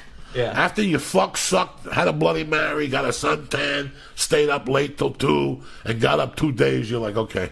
Yeah. I'm here for 10 more fucking days? Are you kidding me? Yeah. I haven't taken it. The only vacation I get is when I go home once a year to Boston. There ain't no more fucking vacations. There ain't no more going home. I don't want your mom out here no more. She ain't allowed. Send her a fucking Skype. She's come out twice and she always flies out Monday during the fucking podcast. Skype, cocksucker. Skype, send pictures, wave. Lee, where are you from in Massachusetts? I grew up in Sudbury, which is out by like 45 minutes outside of Boston. I used to stay in Clinton, Mass for a little while. Okay. All right. Yeah. Joey used to tell me, and like I have friends who just moved out here, and they're like, "Oh, I miss home." Once you go home once or twice, you're like, "I don't miss it anymore." Yeah. Did you grow up mostly here? What do you mean? Do I go up where? Like, where did you grow up? Oh, I grew up mostly here. Yeah. Right down the corner. Yeah. Actually, I told him, on the way over here, I passed my parents' house. Like, that's my parents' house right there. Yeah. Oh, okay. Yeah, I saw you driving one Well, day. that's when I lived on Burbank. That's when you saw me leaving from my house. I just moved over, like, closer to Joey now, on the other side. Oh, okay. Nice. Get your shit together, cocksucker. What's the question? Both Yeah. of It's only a podcast where we interview each other. What's the question? What do you got planned for your birthday? Tell me. I feel bad. I'm not going to be here with my little brother. No, and someone asked me if, like, do you invite Joey to the bar? I'm like, if Joey was here and I invited him to the bar, he might, like, wait till, like, the day after my birthday and, like, pull me and said, like, why are you inviting me to a bar for? No, I'm going to take you to dinner like a gentleman. I ain't going to no fucking bar with you. And the fucking sperm swallower with a toothache. With a little sperm breath and a Chinese friend and all fucking people. They ain't your soldiers, you know what I'm saying? Yeah. You like this broad, I'd rather you get like a nice little steak sent over. Did you get a robe yet? No, I can't get, my dad had a robe, and so I can't. Listen, dog, today, go online, go to the fucking Big and Tall store. Where am I going to get why do I need a robe for? Get, like, a silk one. A silk white. Your dad didn't have with silk some robe. slippers, and here's where the magic comes in. You get her some roses, and you get her a little silk pair of undies to match your robe. Drop it on the Agostino. Get a little silk this robe. fucking Jew don't know nothing about nothing. It's Get your one birthday. with the pocket on the front, and then have your, like, She's the gonna flying be Jew topless. initialed on She's it. gonna be topless with her little silk panties on. You're gonna eat her pussy with that fucking robe on your 25th birthday. Who's better than you? What do you want to do? You want to hang out with her, or you want to hang out with Sperm Tooth with a fucking insurance card? No, that's what I'm thinking. Like, That's it. You get some strawberries, you Yeah. pop one in her asshole, lick that fucking clit and massage her asshole with the strawberry. Those little shells from the strawberry, the seeds, they scrub the barnacles from her asshole. They smooth and everything out. So when you machine gun the muffler with your tongue, you don't pick up no shrapnel, no particles and shit. You know what I'm saying? there's no way the strawberry would get in there. It would explode. And That's what you're doing for your 25th birthday. You're gonna fucking lick her goots. You're gonna lap that. Wear a fucking, shirt and tie underneath the robe, like Ricky Ricardo. like a gentleman, like a soldier. That's what you should wear: a robe with a shirt, a tie on, completely naked, And one of those cigarettes that have the extension on it, right? the little. With socks and fucking bang, not those insurance salesman shoes. Don't embarrass me. Get yourself a nice shoes of Vini Garboni. You know what I'm saying? With the I have no idea what you're saying. you know what I'm fucking saying. I don't even know who Vino Garboni is. I'm just making up. Happy birthday to you. Thank you, Happy birthday, Lee. Happy birthday to you. Yours is in a week? July 25th, yeah. Yeah. So we'll do something next week. Nice. We'll get a steak dinner somewhere. Oh, shit. It's your birthday. Play some music. 20-5. Yeah. This one's a weird one. Like, I look back to, but, like, the number 25 is a little weird. So, Jesus, so what you're trying to tell me is February of 88 is when I turned 25. Yeah. I was born in July. That's very fucking sad. Why? Just goes to tell you how sad of a fucking life I had. That's very fucking sad. 88, I don't even know what the fuck I was doing. At that time already, I had already kidnapped Bella, correct? You were younger than me when you kidnapped him? Yeah, I kidnapped him November of 87. Oh, Jesus. So my 25th birthday, this is what my head was completely. At 25, think of where you guys are. I'm so proud of you. Think of where you guys are. At least you have a head. I had nothing. February of 85, I had 88. I don't even know. I was living with Manny in Boulder and waiting to go on trial. Jesus. I was working at a fucking Hertz. Oh, like the rental car? I was manager trainee, which meant I washed cars. And I delivered cars. And I rented cars out with a fucking plaid shirt on. And in those days, you know how much I slept? An hour a night? I didn't. And on that hour, I would fucking go to work on that hour, go to work till 5, and ride my bicycle there and back. I lived on 49th Street. The Hertz was on 26th Street. I'd ride it there and back. I'd come home, smoke a joint, take a shower, and I'd hit the bag. I'd walk my dog. I had a German Shepherd and then Hercules. I'd eat dinner, and at about 10 o'clock, I'd start snorting. I'd make believe I was going to bed. In those days, I had a roommate, Manny, that sold drugs, sold coke, but he drove a cab. He was a teacher in the daytime. This is a true story. Jesus. A school teacher in the daytime, and he drove a cab at night, and he also sold coke. And he got his coke from a tremendous fucking Mexican drug dealer. Like, Out of the cab or no? he drove it, he sold it out of his house, but he had like 3 or 4 accounts that were heavy duty. But he smoked so much coke that he lost count of what he would have. And I would buy $20 from him, but I'd steal $400 from him. He would hide it in the garage, but he'd be so paranoid in his bedroom that he wouldn't hear me going into the garage. So I would go into the garage and rob his own coke, and I'd see him the next morning eating breakfast, and he'd be shaking his head, and I go, "What's up?" He'd go, "Man, I smoked it." He was smoking coke. He thought he did it all. He goes, "Man, I fucking smoked a half ounce the other day. I thought I only did an 8-ball. That was me upstairs snorting that shit, whacking off. That's why you don't get high on your own Staying supply. up all night. It was fucking terrible." And right before I got married, he asked me, he goes, "Can I pull you aside?" He goes, "That whole time you lived with me, were you stealing coke from me?" And I go, "No." I always felt so bad. Oh my God. And I talked to him about 2 weeks ago. We just talked about Oh, really? Yeah, we talk all the time still. I really loved him, but I was addicted, and he had ounces. He had ounces. He had a paint can full of it. Paint cans, you know, paint. Yeah. It was cleaned. And the guy would give him paint cans and put the kilos in there. And he would be in the garage. I'd be hitting the bag, and I'd look to see it. I'd wait till he'd go in the shower. And I'd open up the cans, and I'd just scoop out like a rock and put in a piece of paper and put it in my shorts. That's how much he had in the garage. Kilos. Jesus. 2.2 pounds. 3 cans. I had to rob him. I Yeah, had no choice. I had to. Just on principle. It was fucking terrible. I feel bad till today. I still talk to him. Someday I'm going to give him a check for $10,000 and go. No, you're not. Yes, I am. Oh, yes. I've already done it. I've already taken care of people. Have you really? Yeah, I got a conscience. But for stealing coke from somebody? Whatever. For putting them in a bad position. At one time. Even if it was $10,000 and I sent them $500 20 years later, who does that? Nobody does that. Nobody does that. It's off the credit report. By that time, it's off the credit report. Yeah. I've already taken care of 4 or 5 people who I put in a bad position. Oh, I didn't know that. That didn't even know I put them in a bad position, really. Maybe 2 of them knew. The other 2 of them guessed. The other 3 didn't know. And when I sent it to them, they called. They said, "What is this for?" And I said, "Just take it." And about a month later, they called back, and I go, "I know what that's for." Oh my God. What about Michael's jewelers? Are you going to send him something? Yeah, I'm going to send him a fucking fake ring. No, I've always felt bad about that, but he died. And, you know, he kept in touch with some guy, and he would always ask him about me. And the guy told him about what was going on in my life. And he said that one time he showed him the longest yard card. The longest yard had trading cards when it first came out, and I gave my buddy a card. Mm-hmm. My buddy called me like a month later. He goes, "I seen Michael's jewelers," and I showed him the card. He said he was proud of you. Oh, good. Well, yeah, he got insurance from that anyways. Yeah, it's not like I robbed him and left him out there, but it's true. I had to take. You know, I don't remember every time when I lived in Snowmass was the worst. I was addicted to robbing, and in those days, the closer you got to me, the closer I got to robbing you. Unless I really liked you. Like, if I didn't like one thing about you, I'd rob you. I'd just wait for the perfect time when you got a shipment of money in, or you got paid on a Friday or something. And there was this one guy who lived. You got to go? No, it's okay. There was this one guy who lived upstairs. You know those motherfuckers that come over every night and mooch from you? Oh, yeah. He would always knock. Did I tell this story on the podcast?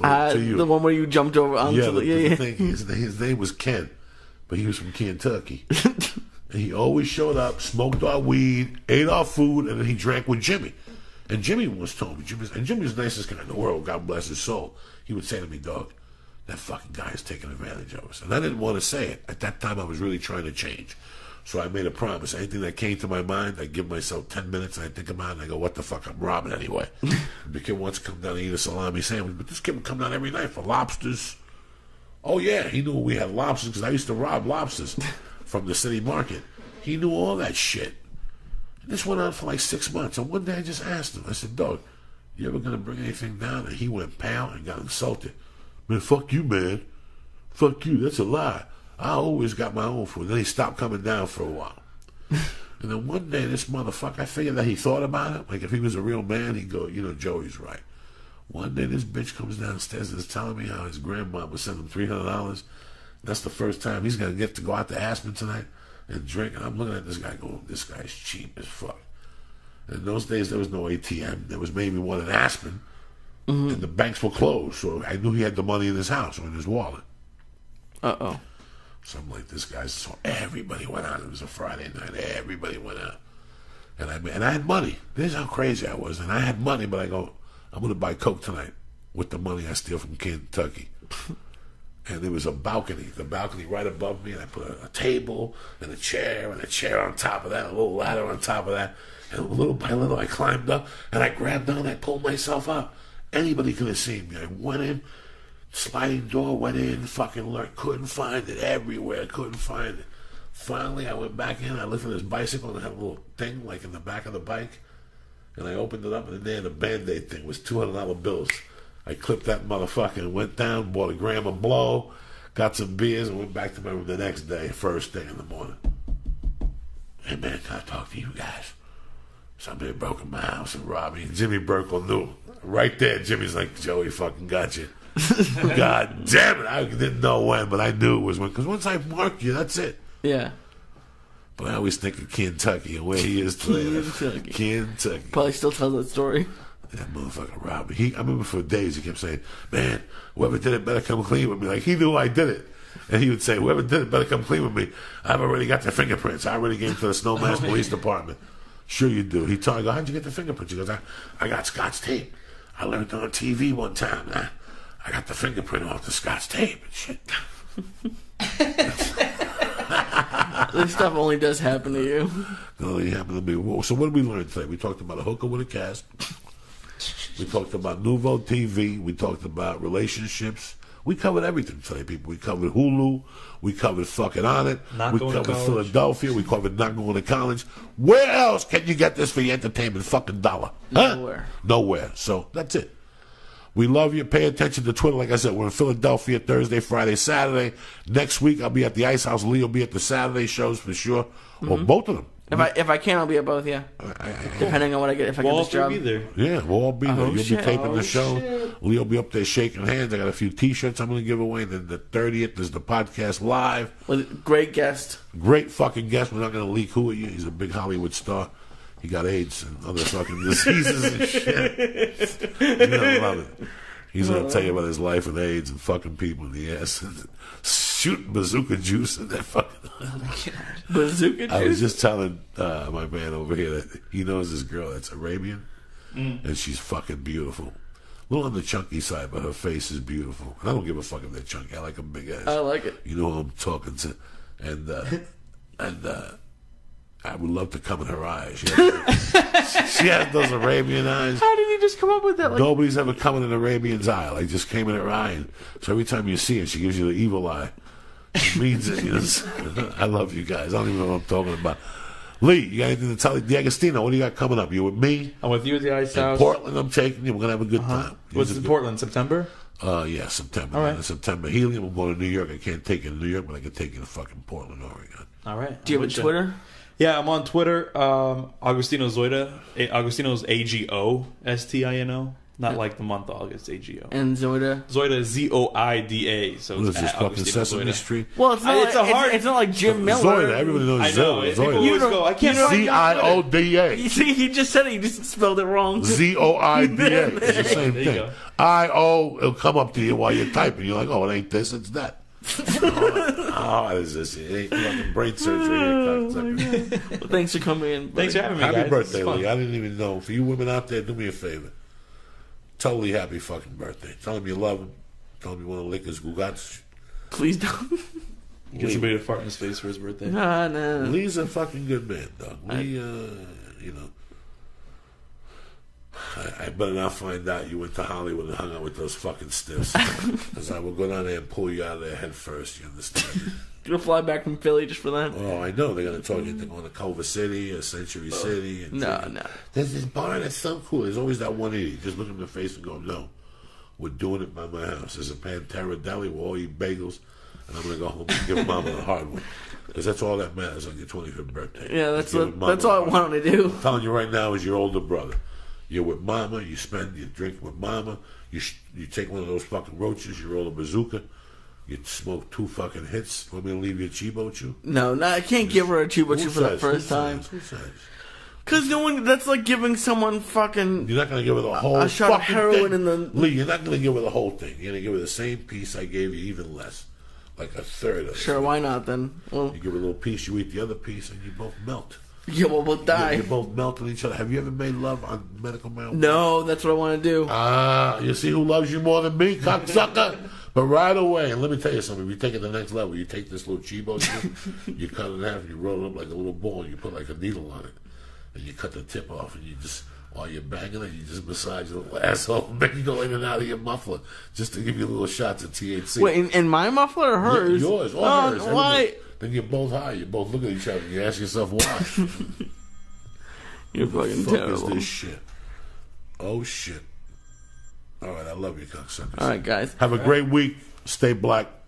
Love everybody. Put some music on for you to enjoy. Really. Go to joeydiaz.net, get your t-shirt, and sign up for Hulu. Cut this shit. Yep. Now that the show's over, go to joeydiaz.net and sign up for your free trial of Hulu Plus.